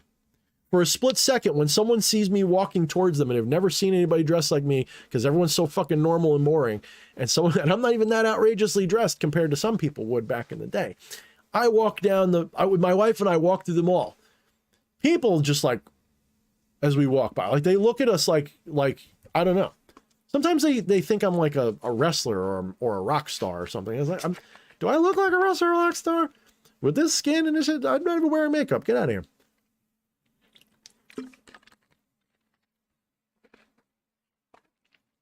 Everybody talks about my wife's hair and stuff. Do we like the attention? Yeah. I'm not going to deny. But is it like something that is that important? Nah. But it really does reveal things. And you know what it really tells me? Like one of the most interesting things that it'll tell you, when you dress in a way that people would see as not necessarily objectionable, but unusual or discomforting. if someone's nice to you, if someone's able to treat you like they would treat anybody else without any hesitation, when they can see through your facade, it's like The Shining. It's like in the movie The Shining. Some people have The Shining. When you can tell that they see through your facade and they get you. And that tells you that they can see. It's like that's not an NPC. They see through my disguise. They can tell this is a disguise and they see through it and they know that I'm a good person or an approachable person underneath.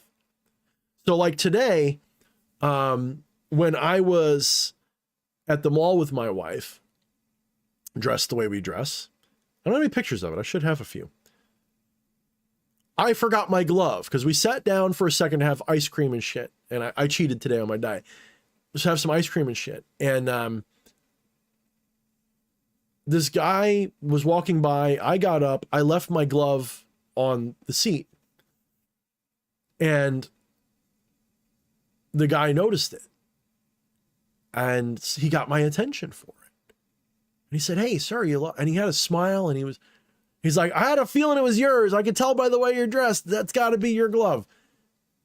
And I felt like hugging the guy because he did a little random act of kindness to someone who looks like a psychopath.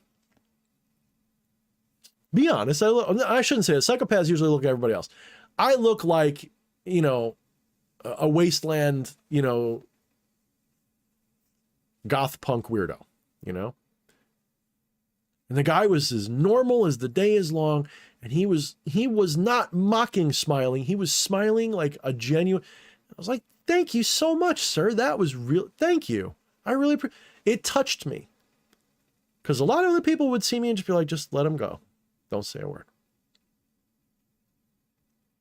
I remember when I was younger, I was taking the bus everywhere to my job. This was like 20 years ago almost. And I was on the bus one day and, dressed the way I do. I used to take the bus dressed like that all the time. And this little old black lady gets on the bus. Actually, she lived in the neighborhood that I was sort of raised in. And she gets on the bus. And she sits down next to me. And she smiles at me. She's looking up at me. And she says, at some point, she says, "You know why I sat next to you?" And I said, "I don't know. It was an open seat, I could have sat anywhere on this bus, but I sat next to you because I know when someone dresses like you, they don't want to be messed with, but they're a nice person underneath. And they dress like that because only nice people will give them a chance and talk to them." I was like, holy shit, she knows. And I wanted to hug that lady. Like that lady was like my favorite lady. And I only saw her that one time. And oh man, she got it. Like right away, she got it. Like I was impressed because people, usually they see that and they think that, I don't know what they think, honestly, in some cases. They see that and they think that you're a freak or a weirdo or whatever. When someone can see through that disguise and know that you are just a little different, that touched me. I can't even begin to tell you. I wish that lady would fall out of the sky and I could just introduce. She was awesome. She was a lot like, if you ever see the movie The Stand, she was a lot like the lady from The Stand. I can't remember her name, but the lady that everybody's going to go to. I love that moment. That was a moment, like, I think I told my wife about it a bunch of times. That moment was cool. I love that moment. That's like one of those moments I hope I remember on my deathbed. Because it was so,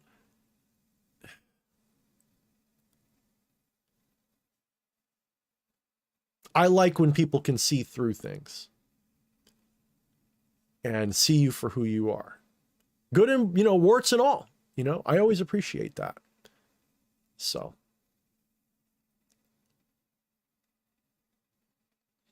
The Oracle was from The Matrix. I was thinking The Stand, but yeah, okay.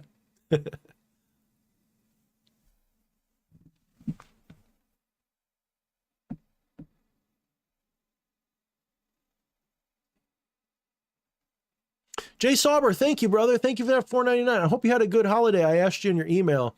Hope you had a good holiday. I don't know if you're doing good, but I'm glad to see you, brother. Thank you so much, Jay.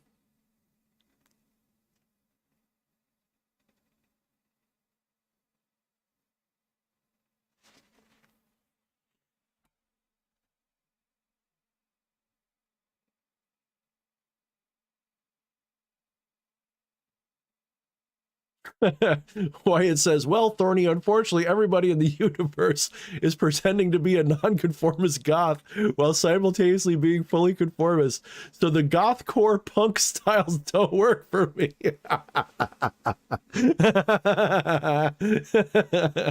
Yeah, when I was younger in the 80s, there was a movie, I don't remember what it was, or it was a TV show, and the line was be an original like everybody else. Eddie, do you know? Eddie's of the right generation. Kelly, I don't know if you are. Does anybody know where, or Behemoth X, do you know what that was? Be an original just like everywhere else, everybody else. Oh man. You know, Behemoth X talking about where the long disturbed piercings. I don't know if you're still here, Behemoth, but I actually had a thought today. Luckily my wife's asleep because she'd probably like throw me in the car and take me right now. I had a thought today about maybe getting my ear pierced finally, even though it's not really my thing. I've always wanted like that kind of earring that's like up here, but it's not just a little post or something. It would like cover the whole back of my ear, like just like a whole thing back there. But that sounds like a little much because I don't really, I think it's because of my martial arts days. They drilled it into you not to even have long hair. The fact that I have long hair would piss off my old teachers so much. Like we were drilled into like shave your head practically, you know, like buzz cuts and everything, and no piercings, don't wear jewelry, basically just be a fucking, you know, you can wear a spike collar basically, you know, just be like unless it's something protective, don't wear it. And even then, you know, watch out, your lapel can be grabbed, you know, you wearing a good strong shirt like this. Oh, well, that's something I could yank and fuck with you with. So, you know, you were taught to wear nothing that would get you hurt. And having long hair was a no-no, and earrings, piercings was a big no-no. So, there's a part of me that's always going to be like, I don't want that. But then I think to myself, well, I got glasses. That's already a big problem. You know, if you get jumped or something. And I got long hair, even if it's just a mohawk's worth. So that's a bad no-no. And, you know, I wear like a long trench coat. That's a big thing you can grab and yank and throw around. So I'm doing a lot of the no-nos. What's one more? You know, what's a fucking piercing if I'm already doing all the no-nos? Don't do it. It's gay.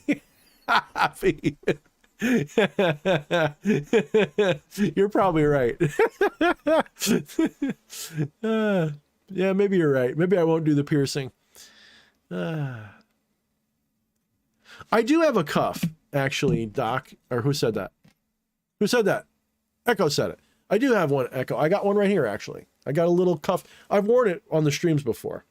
I just don't wear it often because it tends to give me like a little bit of a headache. It's probably why I won't get my ear pierced ever, because if I did, it would probably give me like a migraine for like a week. My ears are sensitive like that. One of the first fist fights I ever got into was with this young kid who was a boxer. And, you know, this is like when I was in 7th grade. So I guess what, 12, 13, I guess 13. And he was a year older than me. And he'd already been taking boxing. His father owned a boxing gym. Oops, probably not the greatest idea for a fist fight. And he like, I guess he figured he couldn't beat me because I was too big. I don't know what he was thinking, or maybe he was trying to be an asshole. He almost gave me an actual cauliflower ear. He got me to, like, my ear curled up a tiny little bit. He fucking like went to town on that ear, just knuckle punching it over and over and over again. And man, after a while, I didn't feel it anymore because it stopped hurting. You know what I mean? And eventually, like, I got the better of him, but it was a little bit embarrassing because he knew how to fight and I didn't. So for his size, he kind of won in a way of speaking. You know, pound for pound, if we were of the same size, he would have kicked my ass. So he clobbered my ear, and just about gave me almost a cauliflower ear. Like if you ever compare my ears, like the one bends like way more. Like it was starting to go. He almost got me. So I'm a little sensitive in my ears now, I guess. Yeah, Echo. See, yeah, like that. And I get the same thing with necklaces. If I wear a heavy necklace, it'll give me anxiety attacks. So like I have this one necklace that I love this necklace. Some people think it's a little too much, but I like this necklace, but I'll put like a heavy ornament on it. So it's not just this. This is just the necklace part. And it's like one of those little like Viking, wolf necklaces or whatever. And you usually put like something in the middle. I love this thing. I think it looks awesome. It feels cool, but give it like a couple hours and I start having panic attacks, like actual like palpitations, panic attacks. Like I just feel like, and I think it's compressing something. I should ask a doctor if they know. I feel like it's compressing something. Maybe like I don't know. It just bothers me.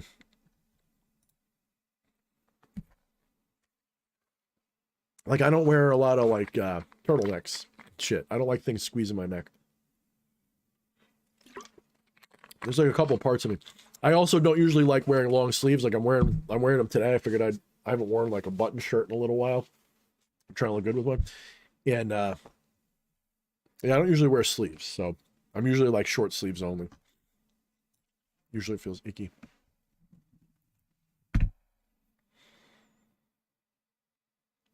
Yeah.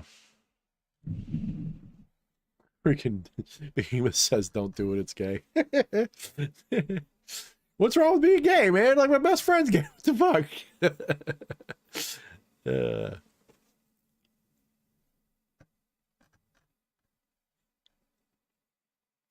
I love, Doc Stivel says I don't wear necklaces, only in ritual.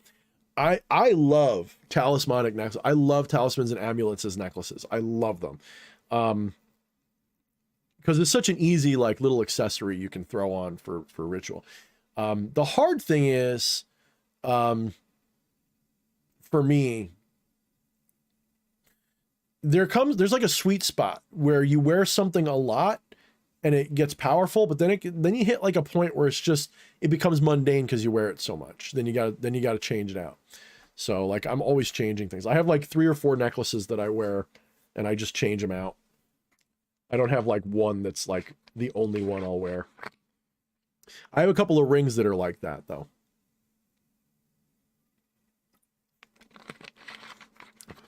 You're allergic to metal, Eddie? Is that what it is? It says I don't wear jewelry because I'm allergic. Never even wore a wedding ring. I actually prefer stainless steel. I wear stainless steel jewelry more than I wear anything else. Partially because it's cheap, so it's not really hard to get. My wife and I have wedding rings, but we never wear them ever. I actually have 2. She got me my original wedding band, which is gold on the inside and a special steel on the outside that's supposed to be damascene, but for whatever reason they used one of the metals was wrong, so it got black too much. It's still wearable and everything. It's just not what, it could have been. So it looks pretty cool, but it's, you have to like clean it all the time. Like anytime you wear it, you got to clean it because it oxidizes. It doesn't rust, but it turns dark, like it tarnishes a lot. So I don't really wear that one. Then she got me a titanium band, which was, you don't even feel it. It's so light, it's like having paper around your finger. It scratches really easy though, but I got one of those and I don't wear that either because I don't actually like wearing rings most of the time. Like it makes my fingers uncomfortable after a while. So, but mostly I wear my stainless rings. So Eddie, if you wore stainless, would that bother you?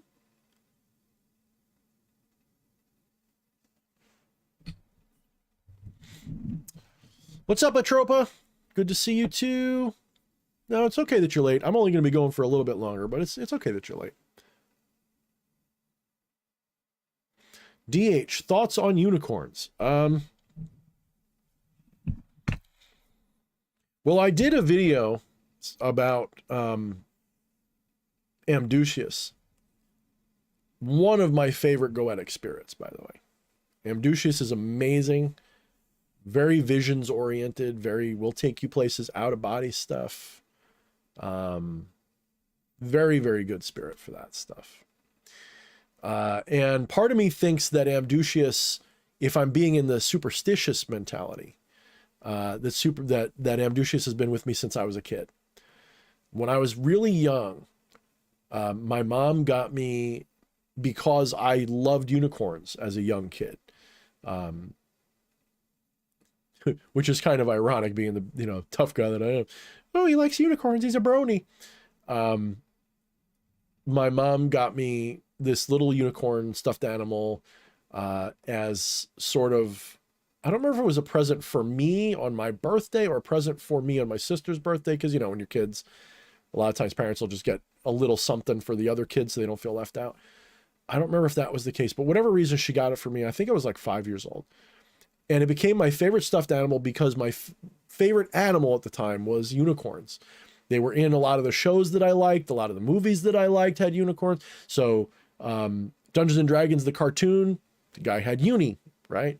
My favorite kids cartoon at the time was Unico, a little Japanese cartoon about this little unicorn dude.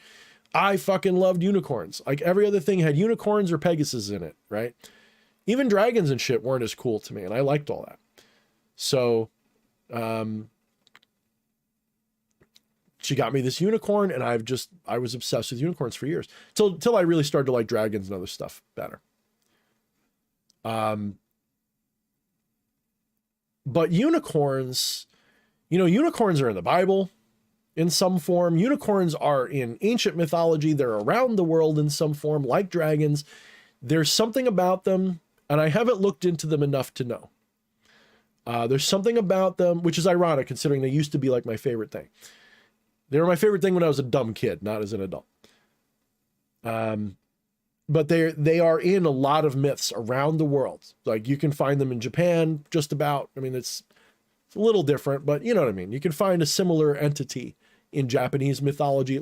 It's not a unicorn per se, but it's basically the same guy in a slightly different form. So the unicorn in some form exists in almost every culture around the world. It's one of the older weird creatures. And what it's supposed to symbolize, I'm not personally sure.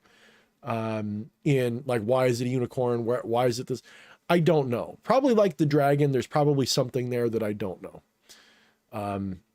There's something that's, you know, in deep time that we just won't know. I watched a thing recently about dragons in particular, and I forget what they said was like the symbolism that made it throughout the world. Some people suggested that it was just that old and it's just been with us so long that it's in every culture. But other people say it has something to do with a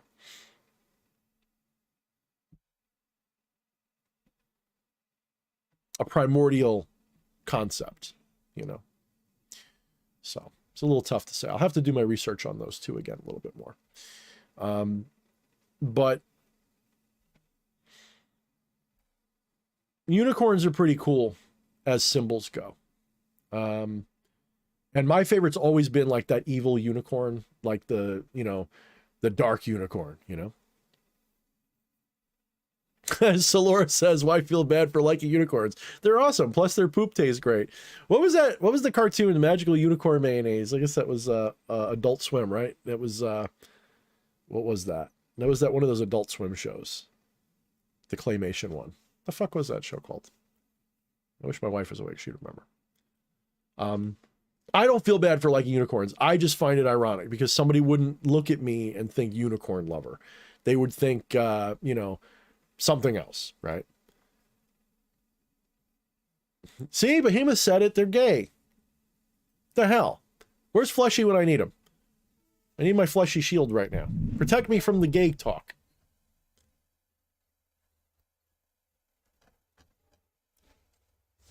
Yeah, I don't know. I mean, I think it's a good question though. Why do I sound like it? But it doesn't really bother me, but it's like, I feel like it's just like, you know, you wouldn't expect the two flavors to go together.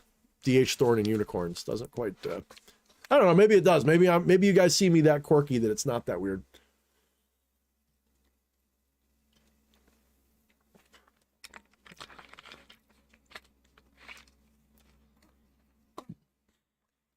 No Malice says, when you have schedules and have responsibilities, time is important. Behemoth X, how much do you love Fleshy? He was going to be on again a couple weeks ago, and he got something happened. He couldn't come on. He's got to come back on again. He's offered to come back a few times. I told him to come back for sure. So he just can't do it regularly. But he got burnt out, and he got other stuff he had to do. Unicorns, what do they symbolize spiritually? I think for me, unicorns, they signify purity in a lot of ways. Probably because when I was a kid, one of the biggest ways that I really got into unicorns would have been like the movie Legend and that kind of stuff. They sort of represent innocence, purity, that kind of stuff. They represent purity of nature, you know, sort of like in Princess Mononoke. I don't know if you guys ever watched that. In Princess Mononoke, the unicorn to me is a lot like the spirit of the forest in Princess Mononoke. So it's a pure natural essence, innocent. It doesn't judge. It exists, and life. It's like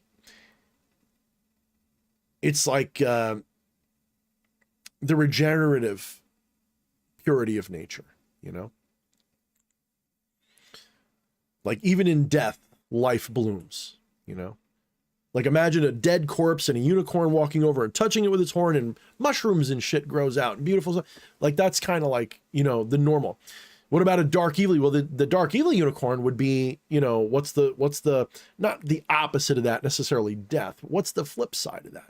Like pure darkness, pure, it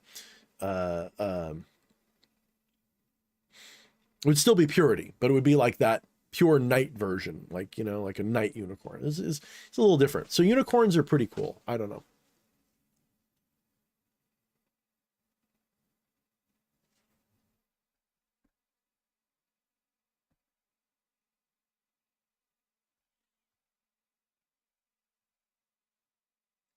Wyatt DH Thornicorn.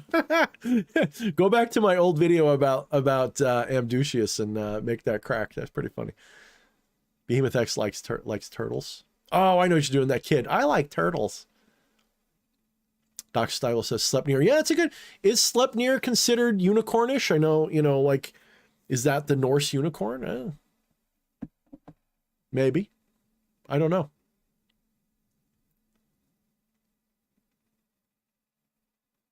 Wyatt, how can you be partially gay? I mean, number one, how do you do partially? It's like, I would think, look, I need Fleshy here. I need an adult. I need someone who knows the lingo, because I don't know what toes I'm going to step on right now. Like, I would think that if you're gay, bro. You could be bi or whatever. I don't know. How can you be like partially gay? I don't want to know, dude. I don't want to, don't explain yourself. Partially gay. How do you partially? I don't know.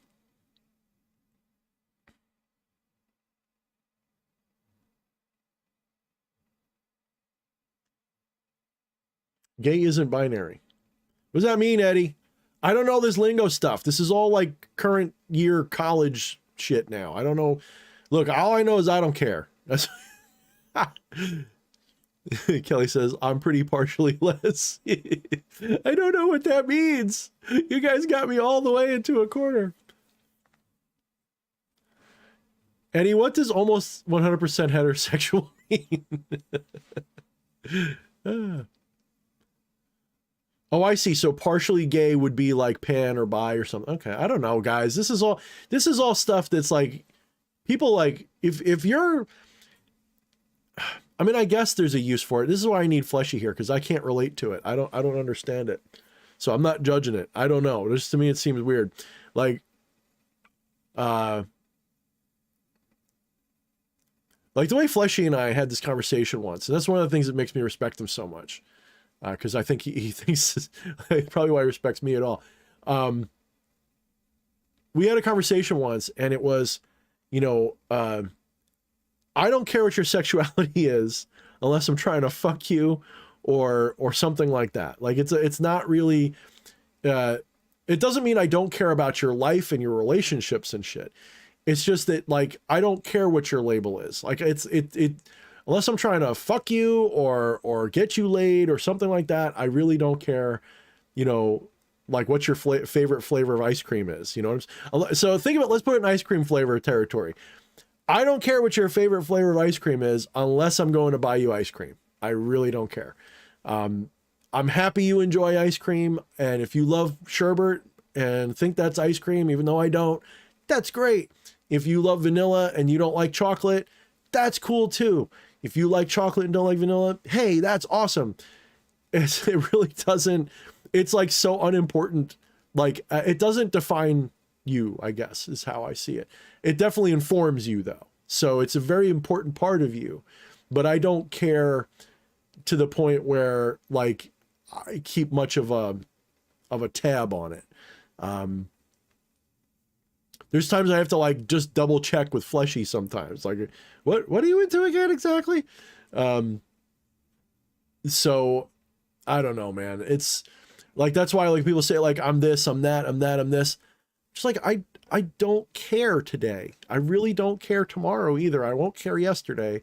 Like, you know what makes me care is the only time I'm going to care besides the fucking is like, if are we going to be going to like like some relative of mine that's going to have a feeling about it, you know, like some uptight old school person who's like, doesn't get it. I just think it's normal stuff, man. To me, it's like another part of just normal human stuff. And it's, to me, that goes filed into that same circular filing cabinet that I put like what your grandmother's name was. Like it goes in that same circular filing cabinet in my brain. It's just, don't care. I'm being very extra dismissive of it, but I really don't care. I'm trying to be funny about it, to be honest with you, because it's not, you know, I'll marry you if you want. Like, I'll help you get married. DH, what's your pronouns? Yeah, see, that's what I'm talking about. Like that whole pronoun shit. Don't care. Really don't care. Especially when people go far out into it with like all the extra shit. Like I'm a cat self or so. Oh my God, no, I don't care about this shit. Like please stop. Ugh. I do think people can go too far with that. You know, I think some of it's a LARP and some of it's for real. And some of it's like really just, I don't know. It doesn't really inspire much confidence from me. I'm a trans Canadian. Oh, Eddie.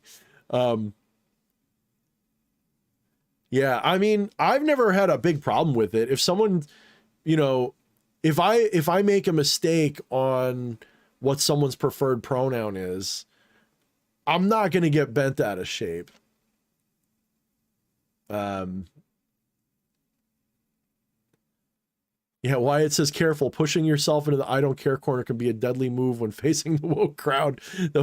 Good, fuck the woke crowd. There's a reason why I'm a grown ass adult and don't talk to those people. You know, they sorry, I'm not playing their game. It doesn't matter to me. I'm bigger than most of them are. I really don't give a shit.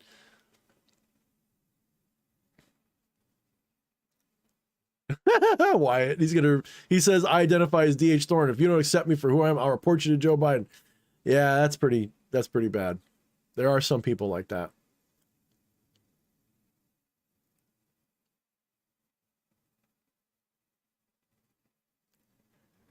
Yeah, I try to treat people the way that, you know, it's just golden rule stuff, I guess. Treat people the way they deserve to be treated and the way you would want to be treated. Like, combine the two. You know, it's one of the things that Anton LaVey got right. You know, his perspective on the golden rule. The golden rule is still the default, but you augment it with that, those who deserve it. Not everybody deserves the golden rule. And those people who do, you know, if someone is genuinely presenting and wants to be, why am I going to sit there and say, oh, no, you're not? Even if I disagreed with them, I'm not going to be there arguing with them about their lived experience, dude. You're like, you know, call me her, call me she. I don't have a big deal with that. It's really not a big deal. I think that that's like the least thing I can do for somebody. It doesn't mean anything. If I forget, just give me the benefit of the doubt and realize I don't mean it out of any kind of insult. Does that mean that I necessarily think that they are? No. I think that like, say, like for sports purposes, no, you're a trans woman or a trans man, and I respect that. Really, I do, implicitly. I don't think that means that you are in the women's division or the men's division. You know what I'm saying? I know that's going to get me blacklisted by some people, and I don't really care. It's not about changing reality to suit you what you want. It's about respecting your lived experience. I can respect your lived experience as whatever you are. If you tell me you're a trans this or that, not only do I respect that, I'm going to cherish you just like I would anybody else. It doesn't, like, that's what I mean by it doesn't matter to me. It doesn't change my ability to respect you as a person. It doesn't have anything to do with that. It doesn't make you better or worse than anybody else. You know.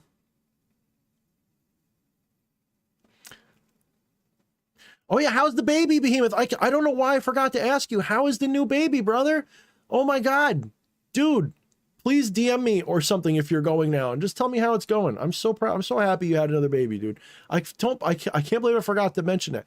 I was like, don't forget next time Behemoth is on to ask him about his baby. So I hope you're doing good with that, dude. And I know Behemoth loves everybody. You guys, I hope you guys know who Behemoth is. Behemoth, you guys should all be watching Behemoth's channel, by the way. His channel is one of the best. He doesn't post as much as he sometimes used to, but he still posts quite a bit. And it's all good shit.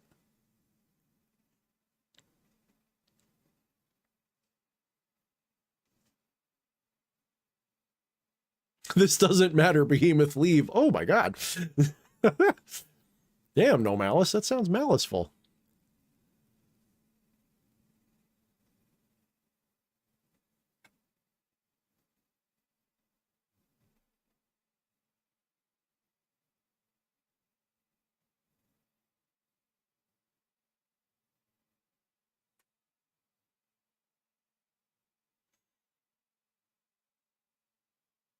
Yeah, I just, you know, unless someone gives me a reason not to have compassion for them, I generally look at somebody and I just kind of want to, most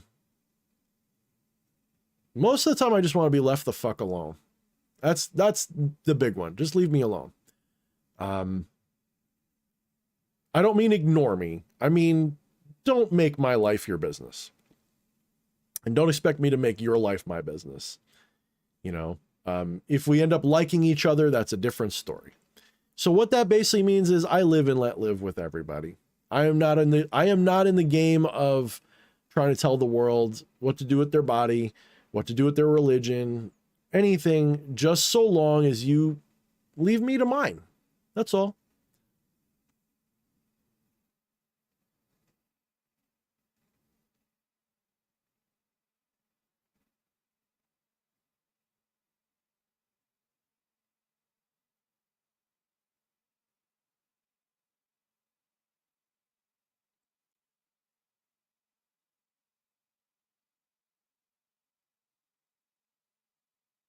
Oh, no malice. It must have been the way you said it. Don't worry about it. Yeah, he's saying he meant to say that he wanted Behemoth to go with the baby. Yeah, of course. I wasn't sure. For some reason it was like, I think it was just the way it was written. Maybe it's just the way I read it.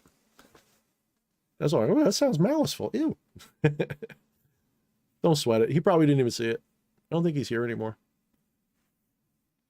No malice usually doesn't say anything negative anyway. Not really.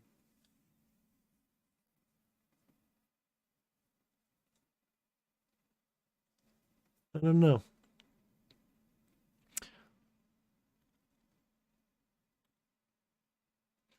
Yeah, Doc Stivel. I don't know if that comment was in reference to what I was saying. He says, so simple, yet people just can't do it, about leaving people alone and just live and let live.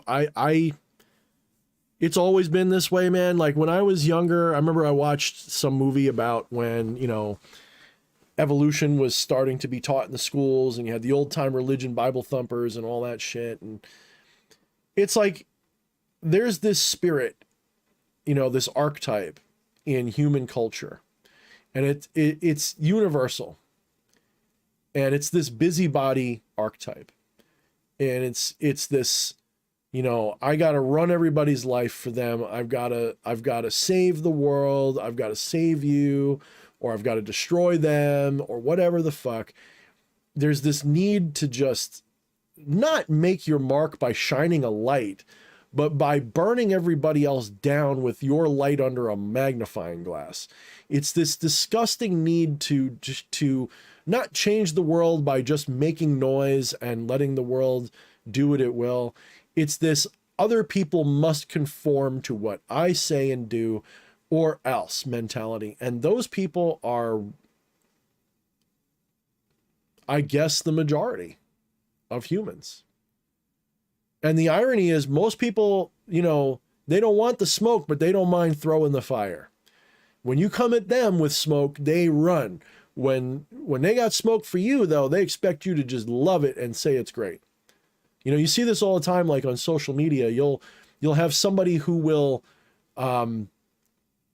uninvited, will just come along and just start insulting you and arguing with you and being adversarial and just being a dick.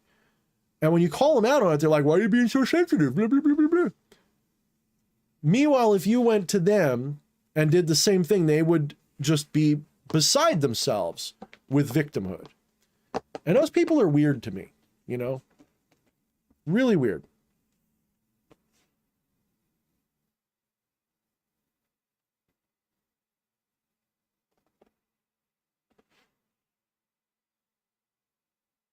Yeah, Doc, I agree. I mean, I'll give the exception of like little kids, of course. Like when you're dealing with someone under a certain age, you've got to train them. You got to discipline them. They can't just go off and be a lunatic. But when it comes to, like, I remember with Jared, my sort of adopted whatever son. When he was very young, before I got back into what I'm into now, I didn't know what religion to sort of give him. And I didn't want to just make him do something. So I believed that some sort of spiritual identity was useful. Even though I was, at the time, hard atheist at the time. Hard skeptic atheist. And so you know what I did? I gave him a children's Bible that I had as a kid. And I encouraged him to read it, and to read it as parables and stories of that sort, not to take it literally. And if he wanted to, that's fine. But I didn't want to like shove any kind of religious belief on him. Even after I got back into this stuff, even as I got into Zen Buddhism again, even as I got into things and experienced that samadhi kind of moment, that Gnostic moment, even as I started experiencing those regularly, I didn't shove it in his face as something he was ever supposed to do. But I'm going to say something now. Knowing now, if I knew now what I should say, if I knew then what I know now, I would have raised him with non-dual philosophy and encouraged him not to believe in it by any stretch of the word, by the way, but to know that it exists, to know that it can be validated, you can experience it. In other words, you can awaken to enlightenment, you can realize your non-dual nature. This is not a game, this is not a belief. When I say I'm a non-dualist, I am not speaking as a belief system. I'm speaking as someone who has knowledge of that non-dual nature. That's different. Sharing that with him, not as a belief system, but this is something you can realize, and lead them towards it and allow them to either follow or do something else is what I would have done. If I knew then what I know now, that's what I would have done different. Not like as a regret, like I should have done it that way. I wish I had known. More as a knowing what I know now, in all sincerity, that's what I would do. It wouldn't be a you must believe this or else. It wouldn't be a religion. It would just be, hey, this is what I've learned. This is what I know. And here's how I found out. And if you don't find the same thing, so be it. And that's actually the same energy I come at you guys with, even though it doesn't always sound like it. This is the same attitude I have towards this. I just tell you guys what I think, what I know, what I've experienced, what I believe, and let you guys decide for yourselves. So it would never be a religion for him. Now, as an adult, like that ship has sailed. Like there's no way I'm gonna get him on board with any of that stuff. Not because he disbelieves it or anything. In fact, he does to agree. He actually noticed when I got back into magical stuff, not just because of the activities in the house, you know, the rituals and stuff. He noticed because he noticed weird things happening in the environment. He noticed when I started working with President Malphas and the greater Corvid, Crow, Trickster Spirit energy. He noticed all the crows suddenly making our house like a mecca. Like we had no crows for years, and suddenly now there's hundreds of them. And suddenly there's ravens and all this stuff. And he noticed all that without any prompting. He noticed all that and he thought it was weird. And he's like, I guess this stuff's real. And so he's not into it though. He asked questions for a little while. He was asking questions. I think it's, you know, there was like a girl he was talking to that was into that stuff. And I think that had something to do with it. Why it says, Thorne, your viewers are dropping. Quick, say some buzzwords. Candy Cane Crush. It's getting late too. It's like that time. Yeah, it's about time for me to go anyway. I got to tuck my wife in because she's got work tomorrow. She's probably dead asleep and she needs some help. But more important than teaching your children or anybody in your life a religion is teaching people an open mind about those things. You know, I would have no problem sitting a kid down and having him watch Joseph Campbell, Alan Watts, Terence McKenna. Yes, even a fairly young kid, Terence McKenna. Terence McKenna would probably be more like the teen era, but, you know, I would definitely expose a kid to Terence McKenna. Maybe with some supervision, but definitely expose him to Terence McKenna. Alan Watts, Carlos Castaneda, Joseph Campbell, I think I said, Rupert Spira, Eckhart Tolle. I would expose my kids to that and be like, this is not a religion. These are just ideas. Oh, and by the way, here, maybe read these works by Plato, and here, read these works by Plotinus, and, you know, try to wrap your head around them, but don't worry if you can't, because the truth is actually very simple. That's the thing. This is actually one of the issues that I have with especially Western philosophy. Not that it's wrong necessarily. I think it's all pointing at the same elephant, you know, the big elephant in the room that we're all blind to, but we can feel and we know is there, but we can't really, you know, the 4 blind men, the 5 blind men and the elephant. That elephant is being pointed at by all these different mystical traditions. Every single mystical esoteric tradition is pointing at the same elephant in the room. This elephant in the room is the one that I'm constantly talking about. It's the most important thing. When you get that one thing, everything else starts to fall into place in the sense that you may not understand how it works, but you accept that it does. You accept things now because you now understand the source. And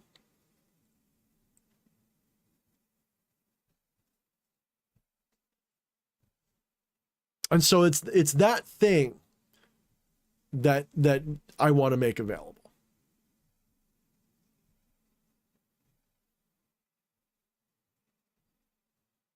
So I would want to expose my kid to a lot, including the religions that I don't agree with.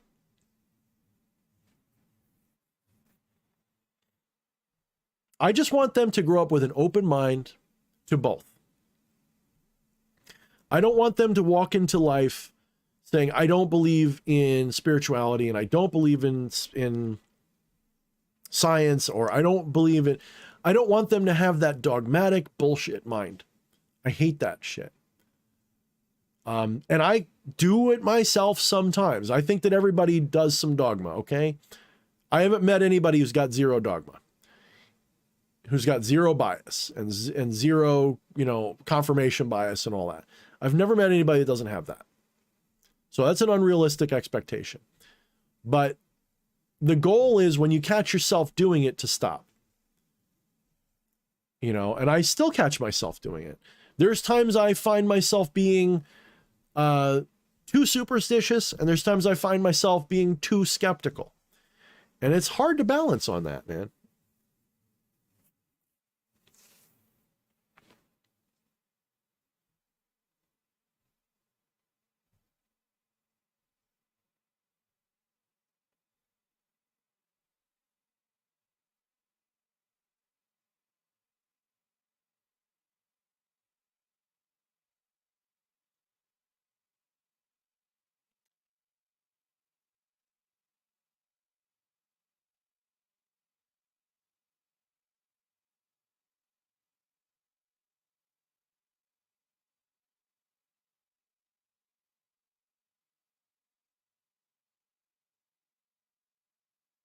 Interesting, Eddie. That's interesting that your seminary... I like that. The first thing I learned in seminary was to question everything. Our professor literally said that the class had only two products, atheists and Christians. That's actually really interesting. Yeah, that's really... I like that, though. I can respect that. I really can. I know that I don't always have the greatest things to say about Christianity and blah, blah, blah, blah. Mostly I'm attacking the religion, not necessarily the books or whatever. The story is harmless. The religion is the danger. I don't have a problem with the books of the Bible or the people who believe in it or the practices therein necessarily. What I have a problem with is the absolutism, the objectivism, the idea that this is the only truth and that, you're going to hell if you don't. It's obviously a mind virus. It's obviously meant to fuck people up and make them slaves spiritually. It's obvious to anybody with any kind of rational sense. Anybody who grew up on the streets and knows not to trust, that these motherfuckers are telling you that you're going to hell because they want you to do what they want. That doesn't mean that the whole religion is worthless. It just means that you have to extricate the valuable parts out of the religion. You have to go to the source materials and you have to read them in your own way. You have to learn the symbolism, and it's a lot of work for nothing. So what I was getting at before, and I kind of missed the plot, I kind of lost my place, was Western religion tends to overcomplicate a lot of things that are really simple. People will misunderstand when an Advaitin, for example, or a pantheist, or any of these kinds of non-dual traditions, will say that the absolute is ineffable, or is enigmatic, or is mysterious and cannot be explained. And that Maya and all of these things, they're all these mysterious words that are ineffable and unexplainable. They barely fit in English at all. People will point to that and say, well, this inexplainability means it's wrong or something like that. And then they'll go into like this big system of trying to explain stuff, and Western religion, Western spirituality tends to be way too analytical. It's too left-brained. It's not okay with unknowables. Remember what I said earlier about Pythagoreans didn't like infinity? At least to my understanding. Maybe I'm wrong about that. Maybe there's somebody who's a real expert on Pythagoras. But to my understanding, they didn't like infinity, and that stuck with us through classical Western thinking. The irrational is not something we are comfortable with in the West at all. In Eastern mythology and symbolism and metaphysics, infinity is a much more well-adopted and well-integrated idea. And by infinity, I mean the mysterious, the unknowable, the ineffable, the inexplicable. They accept that reality is not something you can rationally comprehend. It's not because your brain is too simple. It is that there is no brain possible that could comprehend the boundlessness of the mystery of reality. We can only understand pieces of it. We can only understand little bits. And that is the problem with Western mysticism, Western esotericism, Western everything. This is one of the reasons why I always find myself, no matter what I get into, I can look at whatever tradition you want to aim me at. I can usually pull out of it some non-dual inspiration that went into it. And I return always to that non-dual, pantheistic, there's no word for it, source. And I always return to that. And very often when I do, it's usually by way of Indian metaphysics somewhere. And I find that they already thought of it. It just took a slightly different path or a different form. You know, there is no religion called Hinduism, but Hinduism, as a broad collection of metaphysical spiritual philosophies of India, it is very robust. If you look, there is a version of Advaita that incorporates a whole bunch of different symbolistic ideas. There isn't just one. There's a lot of traditions that use Advaita as the foundational principle. It's not hard because there's only two principles possible: duality or non-duality. Especially if you take non-duality to be more of a catch-all. There's either separation exists or separation doesn't exist. If separation exists, that creates a whole pattern of reality. And if there is no such thing as separation, that's only an illusion, that creates another pattern of reality. So there's really only two ways to look at it.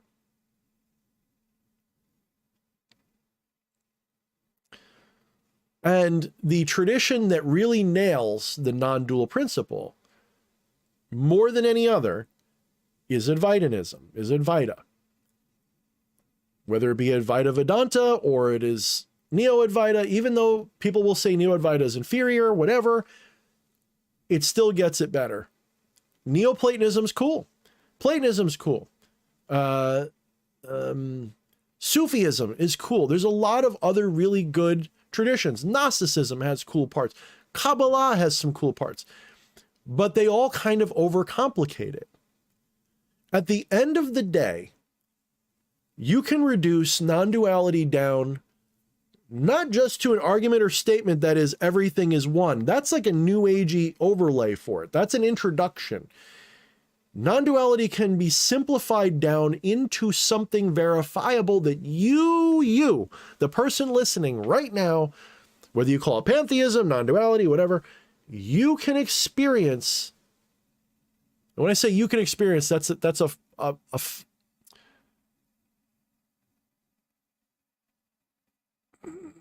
a symptom of language. But you can experience that non-dual realization. You can experience firsthand, you can validate for yourself 100% without a shadow of doubt in my mind.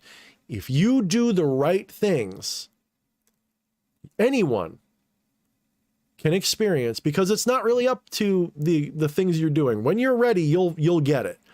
Anyone can experience those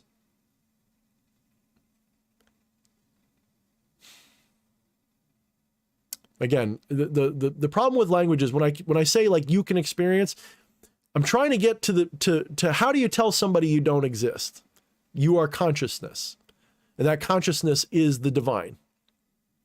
And that divine is not a substance, but it is all substances. It is not a form, but it is all forms.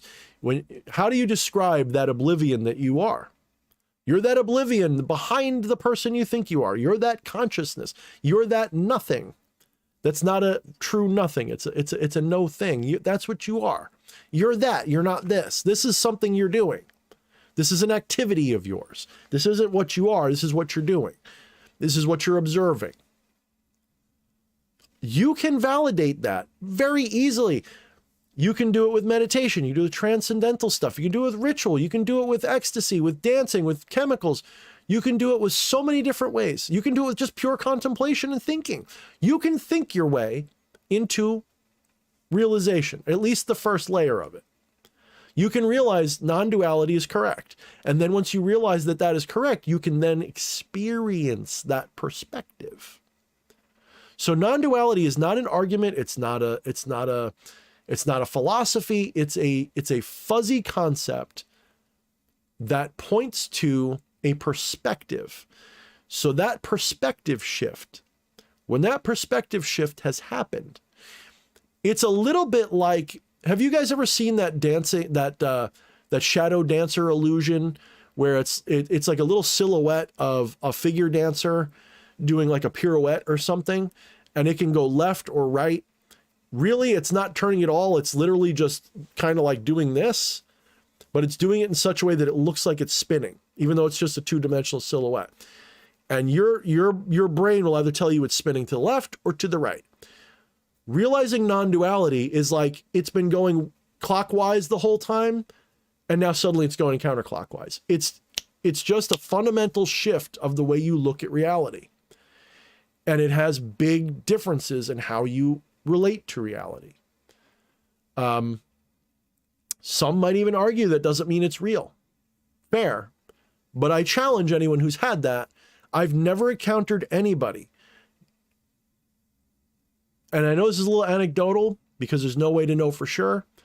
I've never encountered anybody who sincerely had a non-dual revelation and changed that perspective and then went back.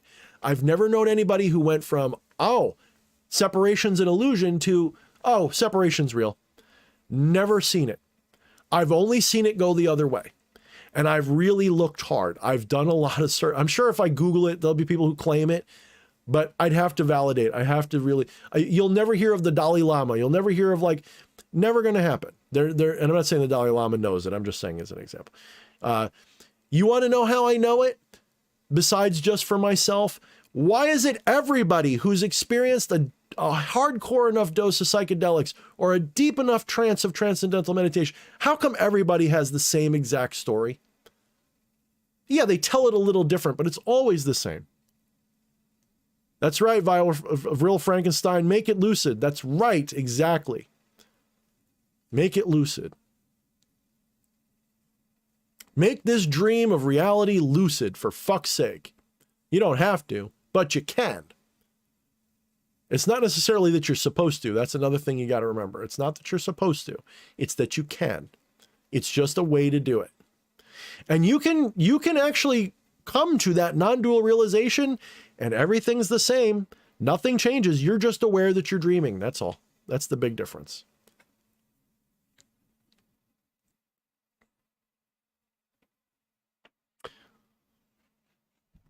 I think my wife is waking up because she's getting ready to go to sleep. So I'm going to go for, let's see, I'll go for like 5 more minutes or so. So I've kind of been like ranty in all kinds of weird directions, but non-dualism, pantheism, I read a blog post the other day that pantheism is applied non-duality. I like that. I like that.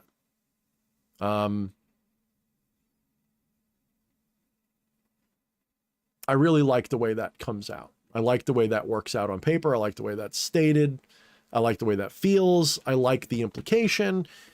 You know, pantheism is just a way that we rationalize and talk about things you realize in non-dual experience.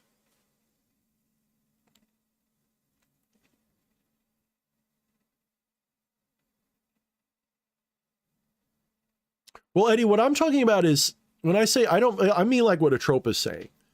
I'm not saying you can't fall back into materialistic ego trip land. I'm saying you don't, so you can forget periodically that, like, you can lose that perspective periodically, but you don't lose it like it becomes untrue, lose it.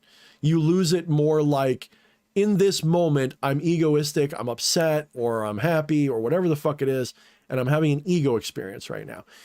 That happens. That's not debatable. And you can actually suspend your non-dual realization on purpose, especially if it's like you said, for practical reasons. Absolutely. But you can't.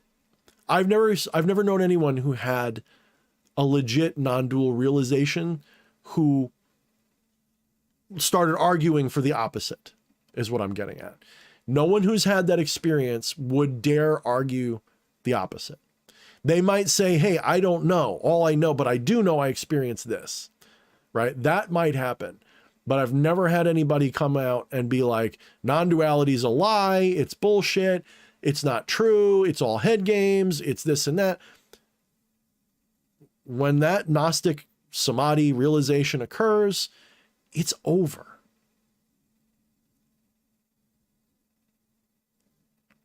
It's completely over at that point.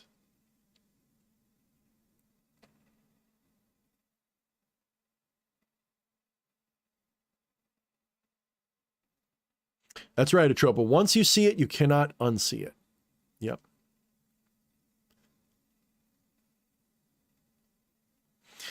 You know, Real Frankenstein, that whole idea of permanent attainment, I think that's a carrot on the stick. Why do I say that? From the non-dual perspective, you're always that, right? You never stop being that. And you're always incarnating. And you're always disincarnating. And you're always reincarnating. And that never stops for you as the ultimate Brahman, etc. That never changes. So who is this you that becomes permanently liberated? See what I'm getting at? If you are the divine, if you are the Buddha, and you are the Buddha, we're all the Buddha. We just have to wake up to it. The idea of like this permanent, see, like the whole premise of that statement is undermined by the revelation.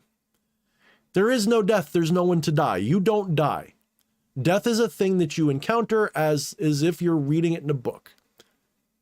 Death is not what happens to you. You don't die. So the idea of that awakening lasting into death is sort of silly. I can say that from my own, and I'm not criticizing you, by the way. I've encountered that statement many times, and I disagree with it a lot. When you have, again, language being a dick, when you have an ego death, you don't have an ego death. When an ego death is encountered, when ego is dropped, there's none of this, oh, I'm dead, I'm gonna die. And there's no concern about any of this stuff. You're not you anymore. There's just existence aware of itself. There's just awareness aware of itself. It's not even darkness. It starts like a darkness and then it becomes an everything. It's an every nothing. It's just a, you know?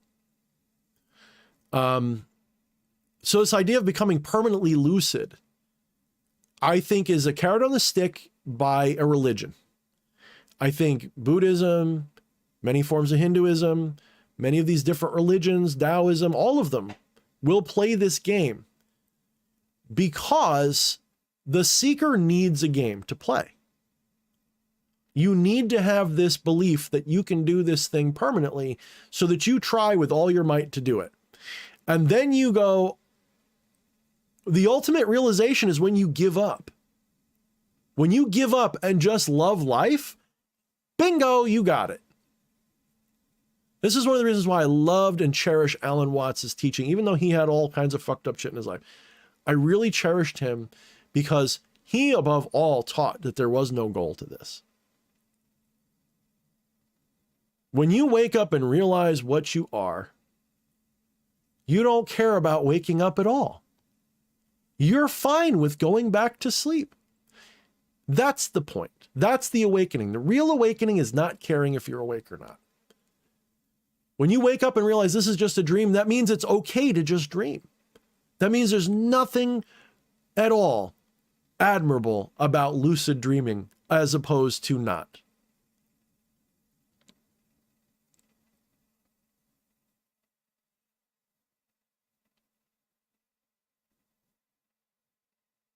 Yeah, that's right. It can't be locked in as a sort. Like the idea of development's part of the game, right? And there's nothing wrong with playing the game, by the way. If like when I give a poo-poo on that statement, I'm not actually saying you shouldn't. It's just I see through the ruse is all I'm getting at. It is a ruse. It's a ruse used by these institutions. And it's a clever ruse.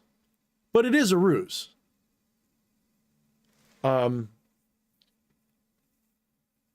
You know, you're taught like you can achieve nirvana and stop the cycle of samsara and all this crap. And it can be, you know, it is exactly like dreaming.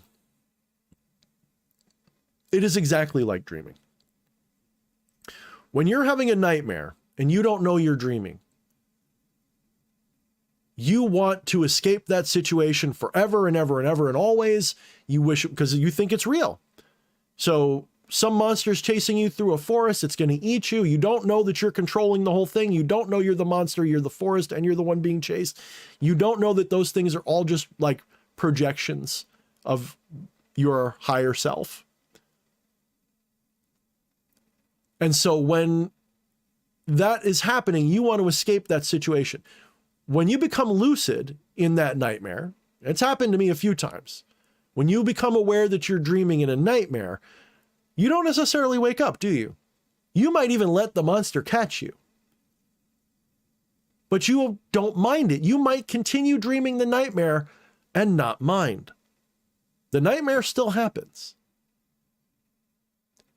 Because you go, this is a dream. It's okay. It's not real. Well, that's like level 1 enlightenment. You know what level 2 or 3 or 4, a higher level of enlightenment is if we're going to give it a hierarchy? A higher level of enlightenment isn't not caring because you know it's a dream. It's realizing it's all a dream and caring anyway. And having fun with it, having fun by being chased by the monster, realizing you're doing that for fun. And when I say fun, I don't mean like just joy. I mean fulfillment. I mean, this is a fulfillment thing. The dream of mortality is a great big sadomasochistic orgy of one. And it's the greatest sadomasochistic orgy ever. And it's a masquerade ball, no less. It's like the best kind of party ever, and it's got one person at it, and they're playing all the parts. And everything is fun. Everything is great. There is no good, there is no evil, there's no victim, there's no victimizer. It's all the same uproarious thing going on. And you're doing all of it, and all of it's wonderful and great and amazing. And in order for that to be that way, you got to have parts you like and parts you don't like. You need to have your vegetables to enjoy your pie, right? You got to have your pain to have your pleasure. All of it's there to do that. It's just, look, you're God. Everything's about making you have fulfillment. Everything you're doing is about your own fulfillment. That's it. This is why, like I say, you can read Christianity, and if you know how to read it, you can say it's saying all the same things. It's just been twisted. Christianity, Judaism, they've all been twisted.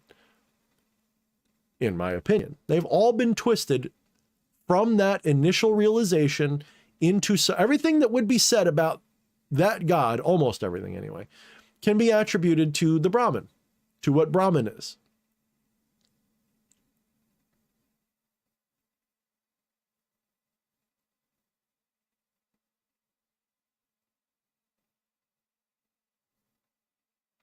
So if you're trying to get enlightenment so that you can escape the misery, you're never, ever going to find it. If your attainment is based on need or desire, it's never going to really happen. It's not going. I'm not saying it's never going to. I'm saying it's not going to click for that reason, is what I'm saying. You know how I got lucky? You know how I know that this thing, this bullshit that we call enlightenment, it really is bullshit. This bullshit we call enlightenment. You know how I know that it's not a process that can be attained on purpose? Because I wasn't looking for it. I had absolutely no ambition in my mind at all whatsoever. I wasn't sitting there going, I'm going to realize I'm God or any of that bullshit.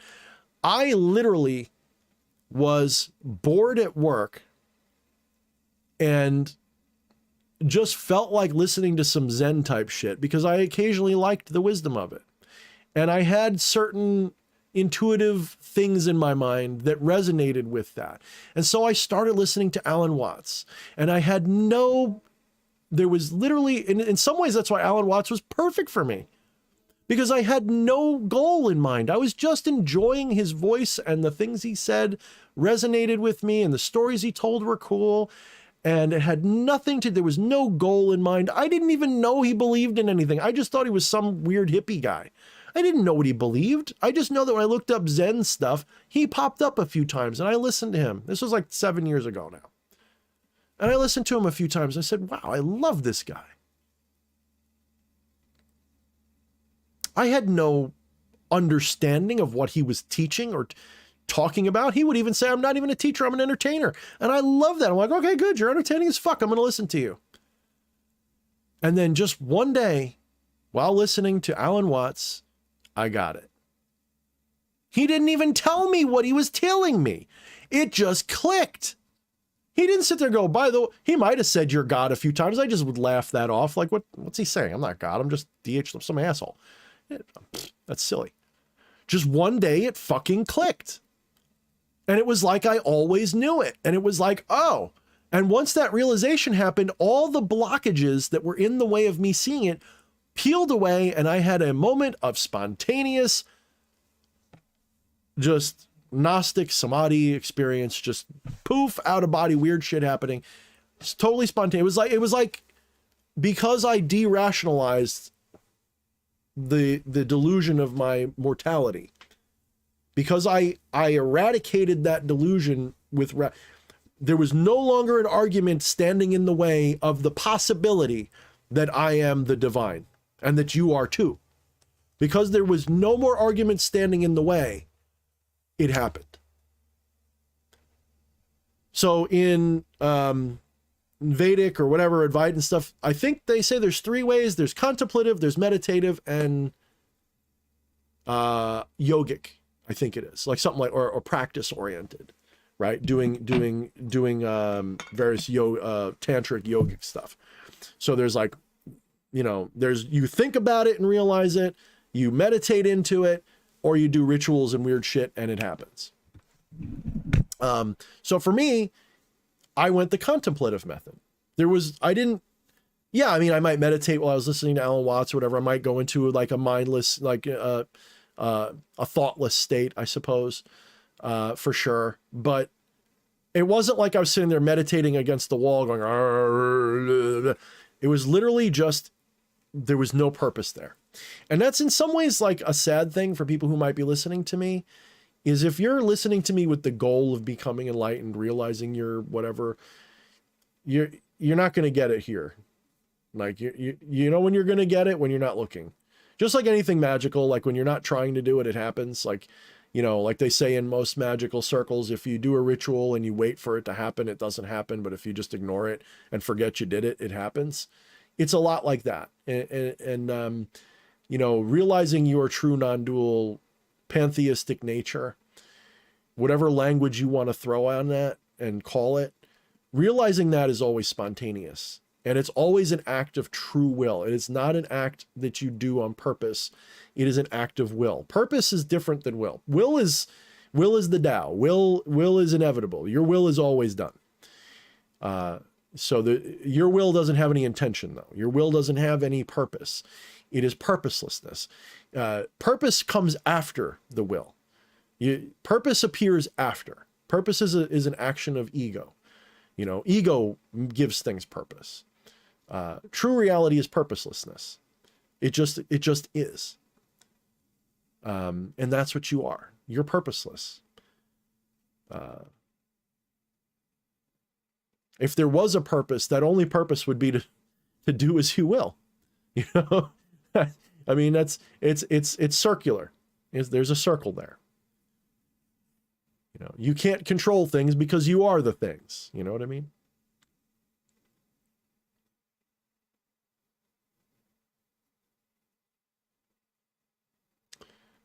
You know, so, you know, this is why I talk about this. People are asking, I saw somebody before, I don't remember who asked, and if you're still here, someone asked if I'm going to be doing demon review videos. Probably at some point. I haven't been working with spirits in a while.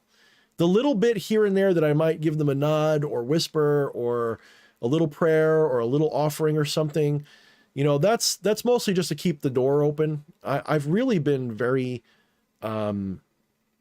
anti-theistic lately. Really anti-theistic. Not because I don't like spirits or anything. It's just, you know, I think that spiritual entities, whether you believe in them or not, whatever you treat them as, whether they're imaginary friends or real, whatever you treat them as, when you encounter them, you can burn out on them like any other relationship. But I do think that the best way to approach spirits is, well, to borrow an Alan Watts term again, medicinally, not dietary. You want to work with them when there is a reason to work with them, and then you want to politely but firmly allow them to be, and you be as you. Like, don't make it your religion to work with Lucifer. Make it an operation. Make it a pattern. Make it a path working. Make it something like that. Yes. Don't make it a religion that you have to do for your whole life in devotion. I'm not saying you can't. I'm just saying that doesn't resonate with me. So you've got to be able to put, just like you've got to be able to put your friends down sometimes. You got to be able to put it all down. And that's because you got to process what they teach. Again, whether you think they're real externally or not. By the way, all forms of theism are just externalized egoism, by the way. That's all it is. When you look at a spirit and say, there's a real spirit there, as in a literal, right?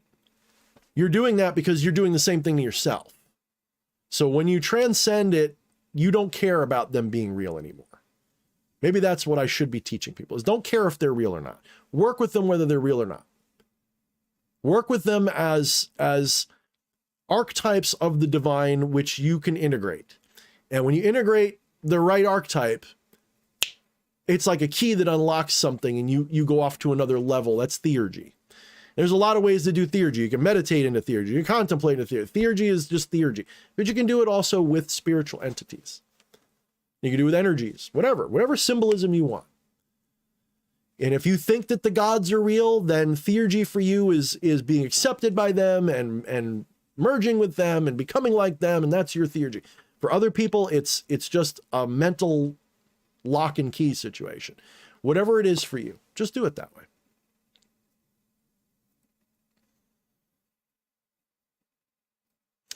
Yeah, Vril, that's a good point. You know, like that's how I approach it, except for when I don't. So Vril says, just for fun, I like to apply chaos magic and keep it fun for my own kicks. Oddly, sometimes things happen. I actually come from that position mostly, except for when I don't. And when I don't, that's when I am in hell. And when I say hell, I mean, that's when I'm experiencing a suffering where my magic seems to falter more. When I am doing it just for fun, success rate is like 100%. When I'm doing it really for purpose, that's when I start to experience fuck ups. So it's really, magic really works best when it's a kind of game. Or a form of art or play. When magic is done like it's a machine that grants wishes, it is absolutely one of the biggest ego trap pitfalls that exists in the spiritual world. Just like prayer. When you treat prayer like a magic spell to get God to do what you want, that will pull you out of being a Christian faster than anything. What do I mean by that? Let's pretend you're still a Christian, okay? How many people, let me start a different tack. How many people use as their reasoning for not being a Christian, God didn't answer my prayers. How many people use that as their reasoning? I was going through hell and I begged God for help and he didn't help me. Because they treated prayer and God like a vending machine that grants wishes, not just their faith faltered. Fuck faith. I don't believe in faith. Just because they treated it as a machine that grants wishes, their relationship to whatever value was there was based on a lie. It was based on something that was impossible or unhealthy or toxic. Any of those things apply, or all of them at the same time.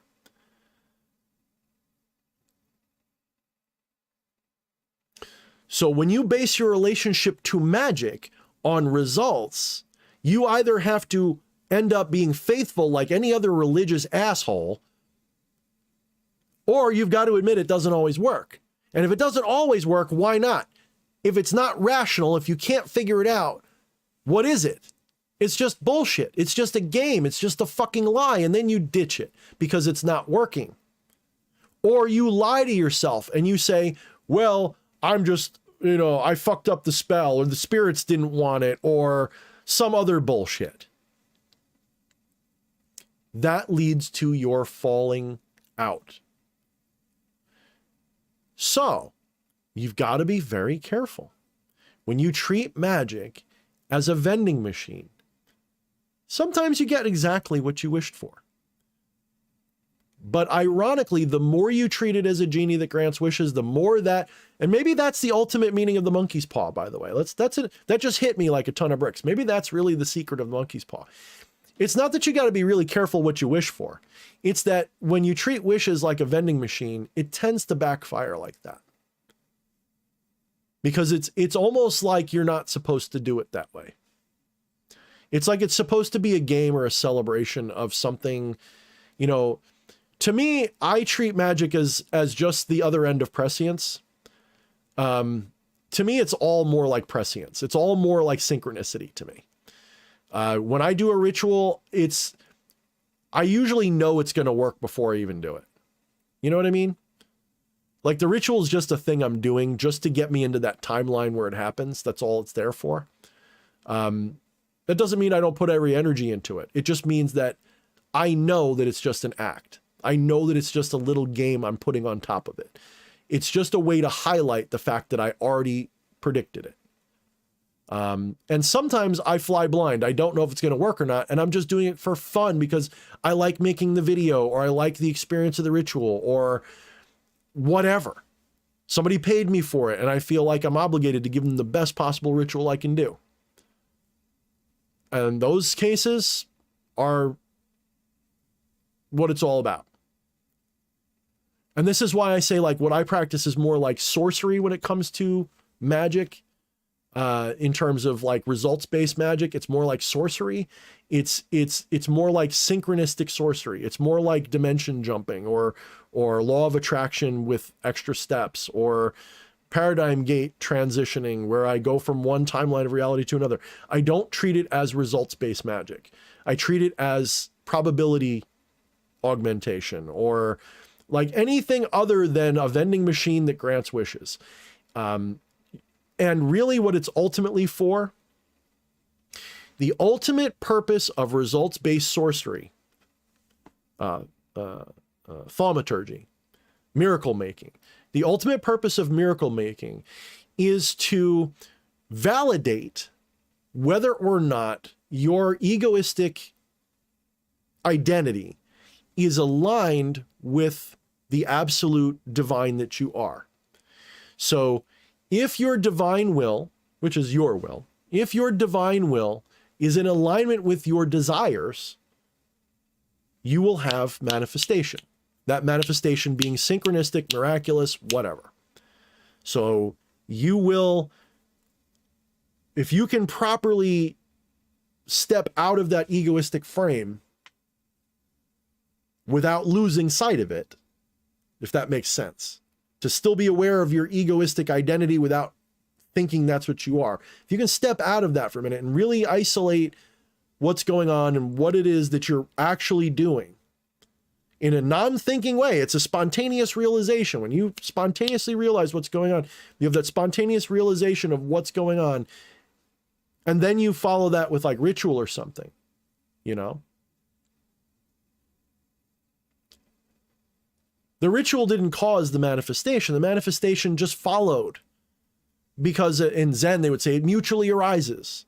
There's a mutual, like they're just two sides of the same coin, the ritual and the outcome. The only reason why the outcome is a miracle is because you did a ritual. And the only reason you did a ritual is because your miracle was coming. Do you get it? The miracle is the ritual is the other side of the miracle. It doesn't cause anything.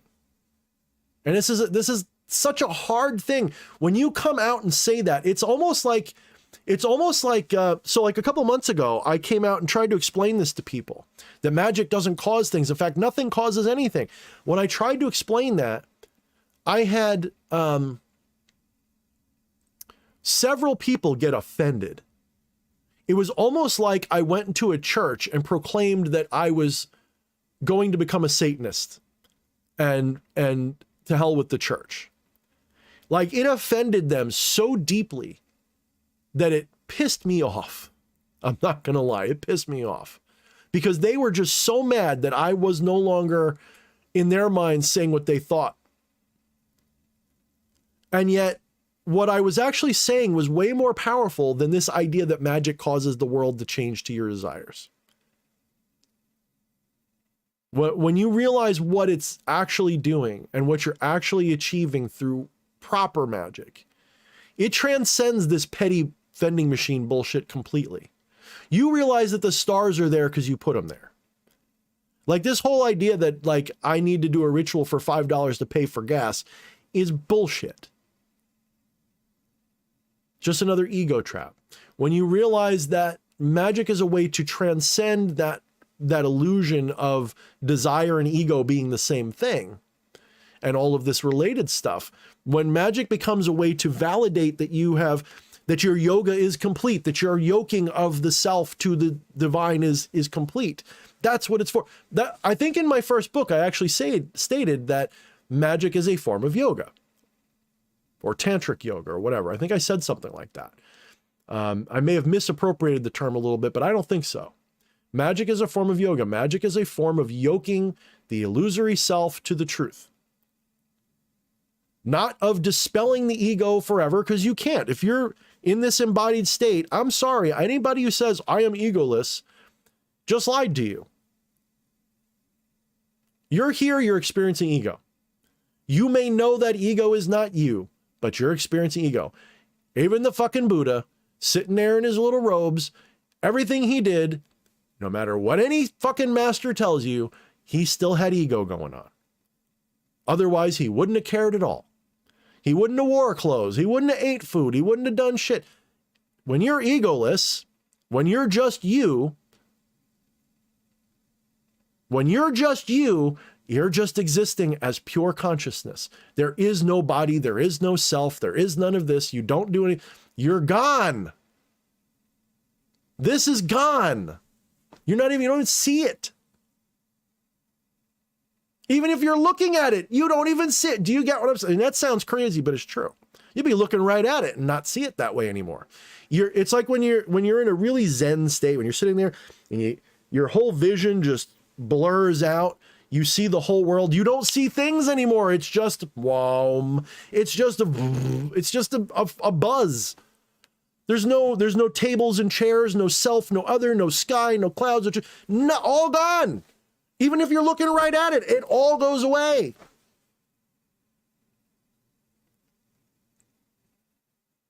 So sitting there telling me that the Buddha was egoless while he's sitting there giving sermons and shit, fuck you. He was absolutely in an egoistic state in that moment.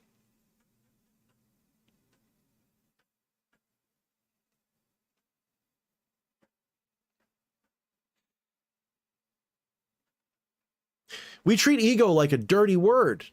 The ego's a shoe, motherfucker. It's how you get around. It's how you interface. That's all it is. And you can take it or leave it. You want to be here? Ego. You don't do this without ego. It's not a dirty word. True enlightenment is embracing the ego.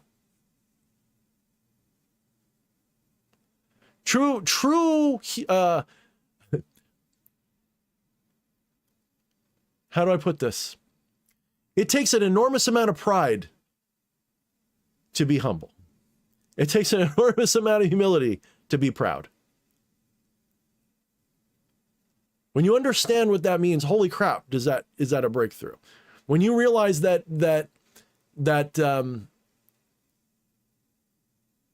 we spend so much fucking time chasing this fucking dragon's tail of accomplishment and achievement and all of that.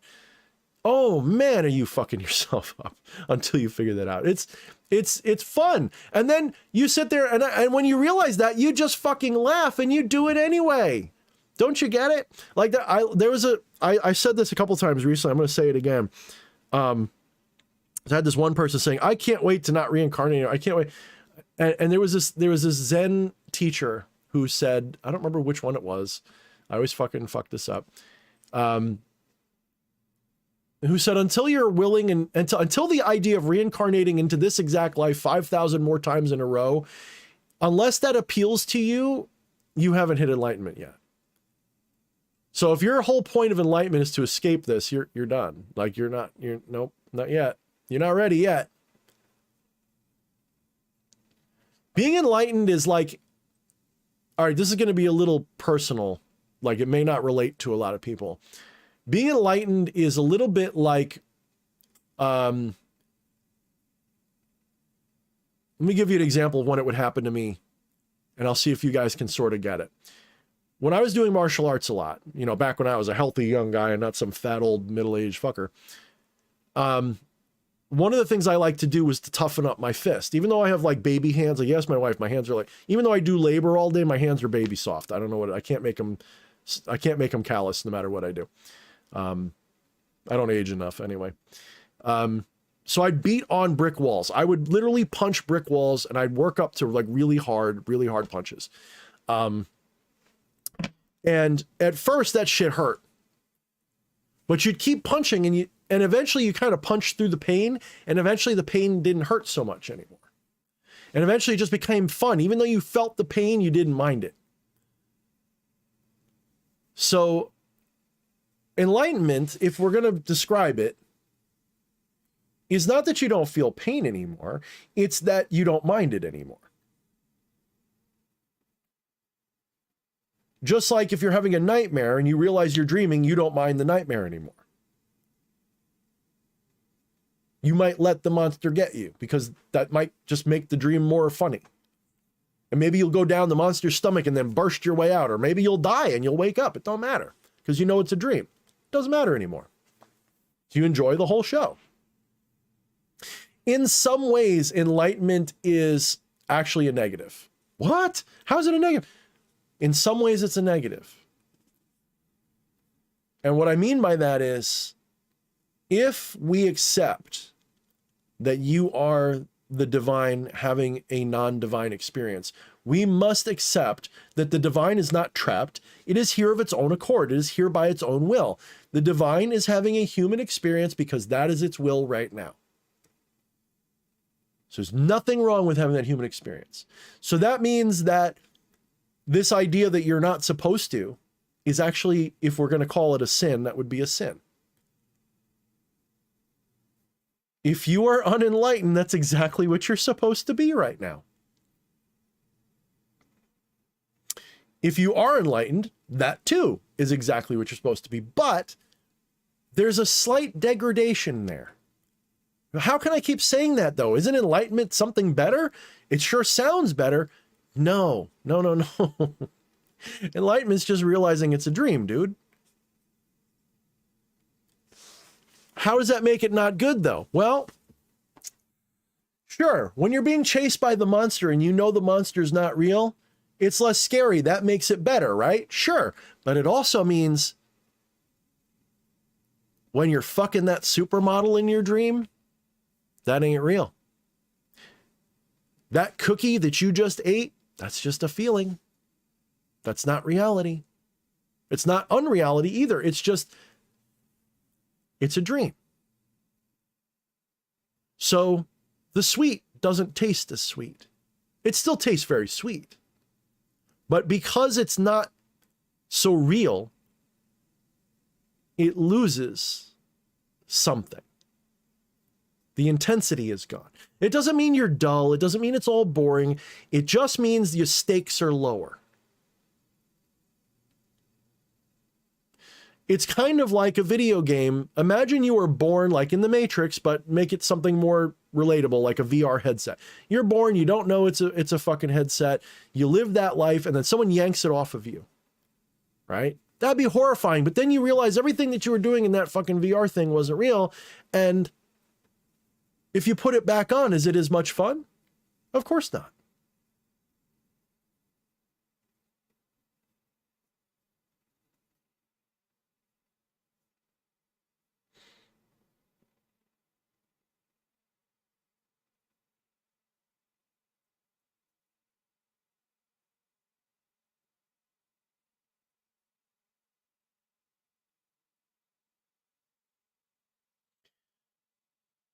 So enlightenment isn't a superior state. It's not really an inferior state, but it's not superior at all. It's just another way you can be.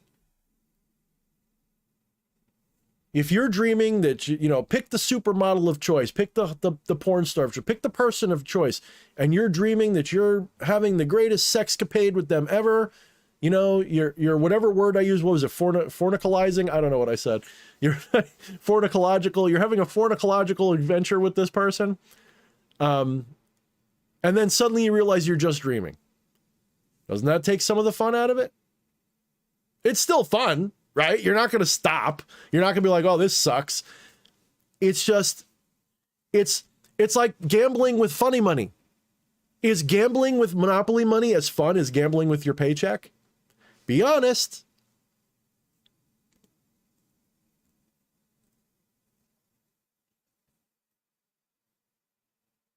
Be honest. If you're gambling with Monopoly money versus real money, I know there's going to be somebody who says, no, I prefer the Monopoly money because I don't like the risk. But let's be honest. Isn't it more thrilling to gamble with your real money? When you're a kabillionaire, is gambling over a few $100s anything to you? Why do you think so many people gamble with the spare change in their pocket? Why do you think so many people play lotto? Because it costs $1. It's not really a gamble. It's literally just, I'm pressing a button for a maybe. So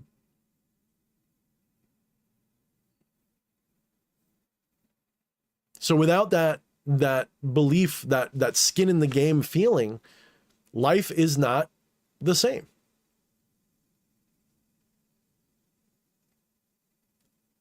Yes, Eddie, bingo. Real enlightenment. So in a way, I was describing to you like a false enlightenment.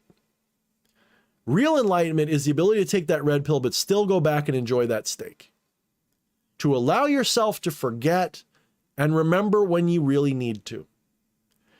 Maybe, and again, what makes that more real? Are we hierarchying, are we making a hierarchy about things? No. But I would say that the enlightenment that I would want would be that one. It's to know that you're in the Matrix and still enjoy it anyway. To be able to forget that it's the Matrix for a little while. Escapism. It's like, the divine is playing a grand escapism game with itself. Because it's bored of being God. It wants to be a human for a while.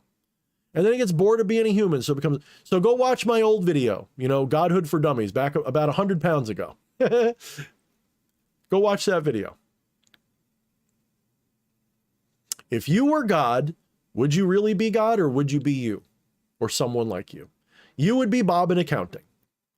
If you were God, you would be Bob in accounting. Not every time, but you would definitely play Bob in accounting at least a couple times, because being that boring motherfucker has a lot of fun. Just like I said earlier about the world that's magic versus the world that's rational. If you lived in a world that was all magical wonders all the time, you'd get bored with that shit and you'd be back to this world before you knew it. I promise you. You know how I know that's true? Because each and every one of us can play video games all day long and get fully immersed in them and get bored of them and come back to the real world because it's boring. Trust me, how many games, and who here plays a game since they were a baby? And so, of course you don't. We all get bored of the games. We all get bored of everything. Human beings get bored of everything. If we get bored of everything, does that mean that the divine does too? If everything that we are is a reflection of the divine in some way, that means at least a part of the divine, boredom's a real feeling. So of course the divine's, but boredom is here to make the fun better, right? So this is that whole Zen yin yang back and forth duality that's not real duality. It's all mutually arising dualities. It's all polarities. That's it.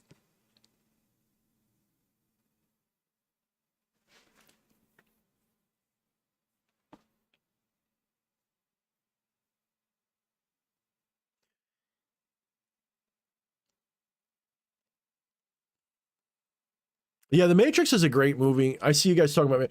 Matrix is great. It is a Gnostic. It is basically Gnosticism with a few extra things in it. It is a cool, for that. My only beef with Gnosticism as a rule is true Gnosticism is anti-materialist. It's dualistic ultimately. That's my main beef with it. Is it treats this experience as a bad thing, and it makes. Not always. There's versions of Gnosticism that doesn't make the demiurge out to be a bad guy every time, but it treats the demiurge as evil that must be defeated, destroyed, escaped, etc. That's just egoism with extra steps again. That's just externalized egoism because you're creating a self and another that you got to beat and blah, blah, blah, blah. So Gnosticism in that form is not, it's definitely not my philosophy. Gnosticism, however, contains some very important lessons. And this is why I love using the metaphor of the demiurge and the lightbringer as part of my teaching philosophy. That is, metaphorically and egregorically create, find, or work with a demiurge and a lightbringer. Find a way to incorporate both of these ideas and work with them. The demiurge is externalized egoism. That's all the demiurge is. It's the archetype. It's the pinnacle of egoism, externalized in some other. And the self-ego, you can be your own demiurge, right? So those left-hand path Luciferians that are running towards their version of apotheosis is they want to become the demiurge, right? That's where I sort of part ways a little bit with the Become a Living God and other Luciferian sects, is that it's not about becoming God. It's not about becoming the demiurge, this all-powerful thing. It's transcending both, realizing you are ultimately the ultimate absolute divine thing, and that those things are subordinate to you because they are you. Just another side of yourself, just another part of your ultimate self. So instead of becoming the demiurge or beating the demiurge or anything like that, realize you put the demiurge there. You put the architect there. Oh, I see. That good point, Vril. Gnosticism is the carrot thing again. That's a good point. Yeah, that's a good point. The problem is, my issue with the carrots is if you don't tell the person chasing the carrot once in a while that it's bullshit. Like if you don't tell the person on a wild goose chase that it's bullshit at some point, you got to give them the help. You got to give them the clue. Because if you don't, all you're doing is consigning them into more stupidity. But yes, that's a valid way to look at it. I could see it that way. But anyway,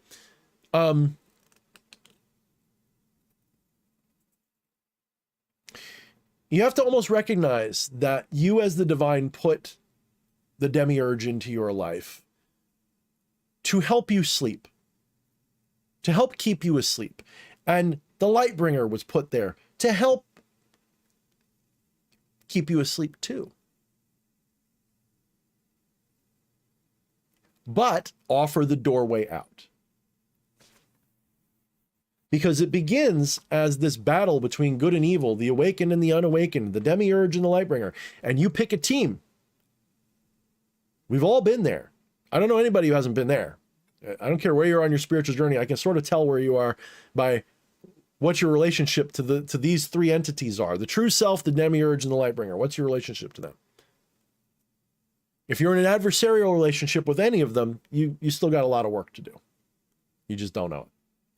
It doesn't matter which one you sit on. Eddie, I love you. That was brilliant. I love you. That was the trap is the carrot. Enlightenment is what happens when you see the stick. I love that one. That's great. Especially when you see the stick is tied to your own ass. Especially when you realize that the stick is tied to your own fucking ass. That's the final revelation. Eddie, beautifully done. Beautifully done. But you can tell a lot by someone by what their relationship to those three characters are.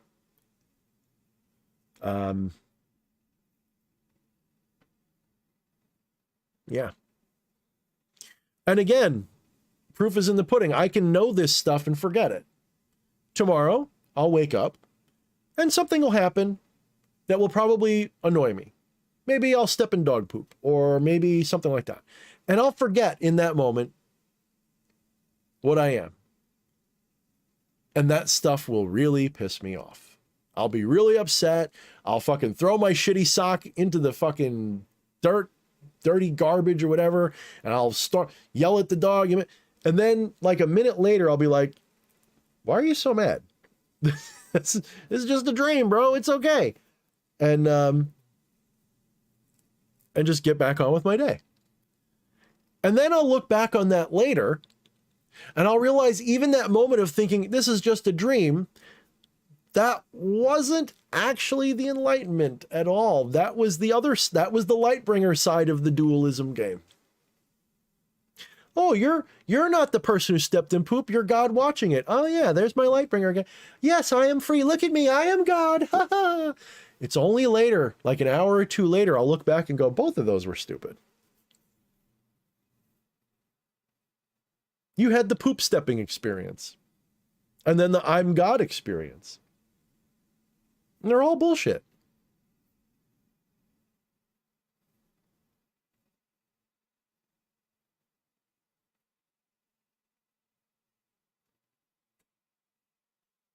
Atropa says that's when you get pissed, when it's tied to your own ass. But it is, though.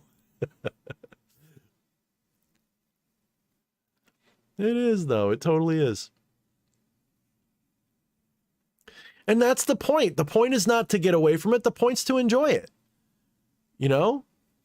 The point is to think it's a prison so you enjoy escaping it. Maybe that, hey, where's Vril? Vril, if you're still here, maybe that's the way to put it. Don't treat it as a carrot on a stick, right? Maybe that's where we're wrong. Instead of seeing it as a carrot on a stick, because that's not good either, see it as you put a trap there for the fun of falling in it or avoiding it. So seeing it as a prison and then enjoying the prison break and realizing that's the game, that's fine. Yeah. That'd be fun. All right, guys, I overdid it tonight. I meant to go like a while ago. I want to thank everybody once again for coming down for my TED Talk for hours here. The first half was kind of like goofy, but talking about Thanksgiving and shit. But I appreciate everybody here. Thank you guys so much for coming. Make sure you guys check out my Discord server. Links in the description. Check out my books if you don't have one already. I know some people were chatting about them earlier and I didn't get a chance to read it. So I missed probably a good comment that I could have got on. But yeah, thank you guys for enjoying my stuff. If you feel like supporting me, you can do that by buying. I even have t-shirts and crap. If you want to support me financially, there's ways you can do it. The link's in the description. There's a Patreon. You can buy my books. You can buy my crap. You can buy something off my Etsy store. Or you can just send me a donation to wherever. I mean, that's fine. But it's not always about that. You can like, share, and subscribe these videos, or just send me a kind word. And all of that stuff helps. But you know what would really be cool? Take the things I'm saying and challenge them in your life and see what works for you. If what I'm saying works for you, great. That's great. But you know what? If it doesn't work, that's also great, because it's narrowing down what you are about, and you'll find out one way or the other. It's kind of like, I don't mind if you don't like what I do, so long as you understand that even in failure, it's useful. So if my books don't resonate, at least you know they don't resonate. So Thank you, Z. Z says he loves my book. Which one? I have 3. But thank you, though. I am working on a 4th one, but I'm also really pissed off at it. And I feel like I need to reboot and start over again, which is the worst. That's like my death spiral. And it's sort of like maybe I need to just put this all down for a month and just fucking work at the nursery for a little while and come back fresh. You know, we'll see. But maybe. We'll see. Maybe. You know, I do want to do something Gnostic, something non-dual, something really deep, and we'll see what happens. So, yeah. All right, guys. Oh, Become the Maelstrom. Yeah, that was a good book when I wrote it. I mean, it's outdated as hell. There's a lot of stuff in it that I would update now, but as a stepping stone, it's a good one. I'm proud of that book. I mean, I did that book in 3 months, and it came out better than I thought it would. So, and a lot of people, it helped them out, changed their life. They got a lot out of it. And you know what? Honestly, even if it's not the best representation of what I think now, the fact that it's still helping people to realize things and achieve goals and all that stuff. Yeah. I can die happy with that. You know, if I never write another book and I had 3 books that reached a lot of people, there's a part of me that wants to do more and do better, but that part of me is just the game. And I'm actually really, you know, I remember when I first released that book, I was actually going to be happy if I sold as many as 100 copies in my lifetime. I didn't expect it to sell anywhere near what it sold. Certainly not more than 100. I thought selling 100 books would be like, I can retire, not like off of money, just retire from the thrill. You know, like that's the coolest fucking thing. I published a book and 100 people read it. Man, I feel amazing. Well, lo and behold, I don't know. At this point, it's probably 2,000 or 3,000, if not more. And, you know, that's for a self-published guy who doesn't have a publisher, and that's just one book. That, and it's not even the most well-written or edited book. It's just like some average guy wrote this book, and the fact that it sold so well, all in reaction to Ritual, by the way, Rituals I did synchronistically manifesting as a successful book. That experience is like, you know, just that experience alone was worth the whole show. It was worth all the effort, all the misery going up to it. It was just a huge experience. It's just freaking amazing. And it's also cool because I could potentially go to a publishing company, be like, hey, I'm self-published with 3 books and I got an installed audience, and with a little bit of money, a little polish and editing and stuff that a publisher could give me, you know, I got a manuscript already pre-written. You want to publish it for me and give me an advance of 20 grand or something? I could probably get that. I wouldn't put it past it. So.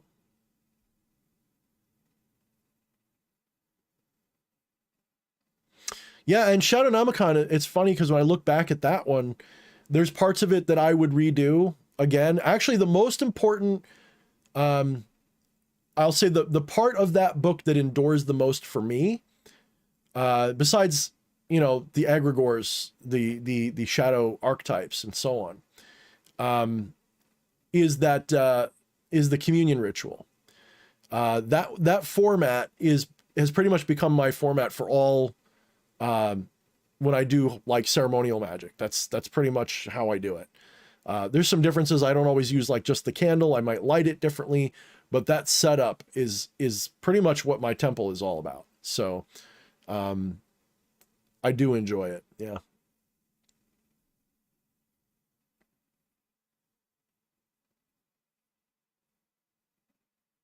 Well, thank you, Eddie. I didn't even think of it that way. And he says, average guy wrote the book is what makes it good. The rough edges make it real. It reads like a journal written by someone you can tell. So yeah, it's more like an actual grimoire that you stumbled upon. Yeah, I get that.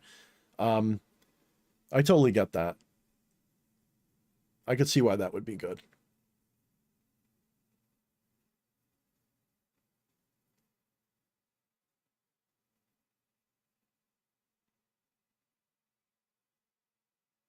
Yeah, Trope. I do understand that. I mean, that you know, that condensed, abbreviated, somewhat stylized story. When I say somewhat stylized, I had to look. You can't condense 10 years of experience into three chapters or 2 chapters or whatever. So I had to use some liberties with that, but it is representative of what happened. And one of these days I'm going to have to find a way either to make up with the people that I don't talk to anymore, or get one of my friends to come on and just talk about the things that they remember us doing. And just to add a little bit of extra dimensionality to it, because just hearing my side of it, there's parts I probably got wrong. It'd be nice to get some of these other people to talk, about it a little bit again. Even if they moved on from it and think it was just bullshit, just to reminisce about it, whatever they think about it. I'm sure some of them still believe it and some of them don't. It's probably about 50-50. The ones who do believe it, I don't know. I'd probably like to get both of them on just to see how they react to it. How they talk about it. But I did confront a friend who was very central to a lot of it a couple years ago when I first got back into the stuff again. And it was kind of interesting, like being my old self again, because I haven't been this guy that I've sort of been for the last couple of years. I hadn't been him for like over a decade. And, sort of becoming that guy again, but better this time, like version 2.0, was a lot of fun to like show off to like these people. And, it would be fun to get some of these, especially that guy. I'd like to get that guy back, see if I can get him to do just an interview or something, so that'd be fun.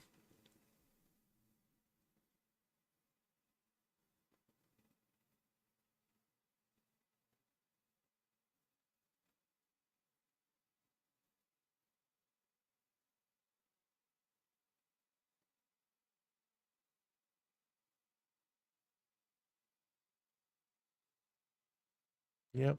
All right, guys. So that's definitely going to be it. Without further ado, I will be doing this every Thursday, most likely. Coming up, I'm trying to think if there's anything coming up because the holidays, it's on a Sunday this year. I don't anticipate that I'll be working Thursday nights, so I'll still be doing the stream for the rest of the month. Yeah, I don't anticipate that'll stop. So I should be here next week. Hopefully, all the other shit that's going on in the world will settle down, but I don't think it's gonna. So if I'm going to leave you guys with one thing today, it's not magic. I don't know for sure, but what I do know, the trajectory of bad to worse is still in the worse. We're still heading towards worse. All right. So please, if you trust me on anything, just from here on for the rest of the year, especially, think about ways to fortify your life financially, when it comes to like being able to pay bills or be in a position where you can afford like a month or two of not having work. Put yourself in a position where you can fall on some hard times and not be made homeless or miserable. Don't put yourself in any crazy debt situations right now. This isn't financial advice. This is life advice. Okay. Don't put yourself in any bad situations right now. Have a little surplus, put a little extra food away, have at least a month or two of spare food if you can. Have a little bit of something in case there's a big bump in the night that you can point at the big bump and make it go away. You should hopefully know what I'm talking about. Have a little something to protect yourself. Interesting times are here and they're not going to go away for a while. And the trajectory from bad to worse is still heading towards worse. Like we're not even in the eye of the storm yet. Okay. It's going to get worse. And just be prepared, guys, because as a student of history, the way things are going right now, they only get crazier from here. Doesn't matter which side of the story wins, doesn't matter whether the globalist wins, the nationalist wins, doesn't matter. they're going to fight. And that fight is going to be like in an old movie when you watch the two dinosaurs fighting over the cavemen, and the cavemen, you know, have to dodge the stomping dinosaurs. That's coming. We're in the middle of the early part of that, and it's going to get worse. And depending upon which side starts to win, it's going to get dangerous. In fact, it doesn't matter which side, it's going to get dangerous. But if one side starts winning, it's going to get really dangerous. Ironically, in my opinion, that's the good guy side. What I call the good guy side. They're not really good guys. But if the lesser of two evils starts winning more than they already are, the bad guys are getting exposed right now. That exposure makes it so much more dangerous because we're in that little gray period where they still have power and can do something about it. That's why this is going so weird. This is why it's all so sideways. This is why all this crazy shit, all the conspiracy theories turns out to be true. It's getting worse because the lesser of two evils doesn't have control enough to where they can just out everything and fight back full bore and protect everybody. They can't even do that yet. It's still a bunch of passive aggressive bullshit. And it's really doesn't matter which side wins. We're in for a bad time. That's right, Vril. Yep. And even the guys that I support I call them the good guys. I don't think they're good guys. I call them that sort of as an irony. I want them to be good, but I know the world. I know people. I don't trust any of them. Even the ones that I think mean to do me a better deal than the other guys, I still look at them and go, really? This is what we got to do?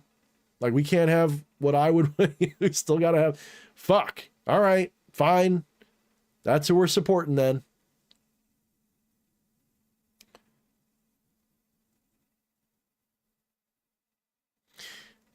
I'm going to leave on this note. There's a video that Russell Brand did with Eckhart Tolle the other day, and talked about the Great Awakening and what it really is going to have to be. And I thought that video was beautiful. I love watching them together. And Eckhart Tolle saying what I've said. The most important thing, the Great Awakening can't just be to see the bullshit. It's not enough to just see the corruption. The Great Awakening has to be the expansion of consciousness, not for everybody, but for enough people. There has to be an expansion of consciousness, and coming from a dark ass motherfucker, understand that if I'm saying this, it's time. Compassion. Not love and light compassion. Actual sincere compassion has to become a priority. That doesn't mean you're goody two-shoes, doesn't mean you help little old ladies across the street, it just means you recognize in everything the divine. And then whatever comes next, let it be naturally from that. You will find that doesn't make you a goody two-shoes, it just means that your approach is totally different. You stop trying to save the world, but you don't take shit either. All right, guys, that's it. I'm going. Check you guys, and I will see you guys next week.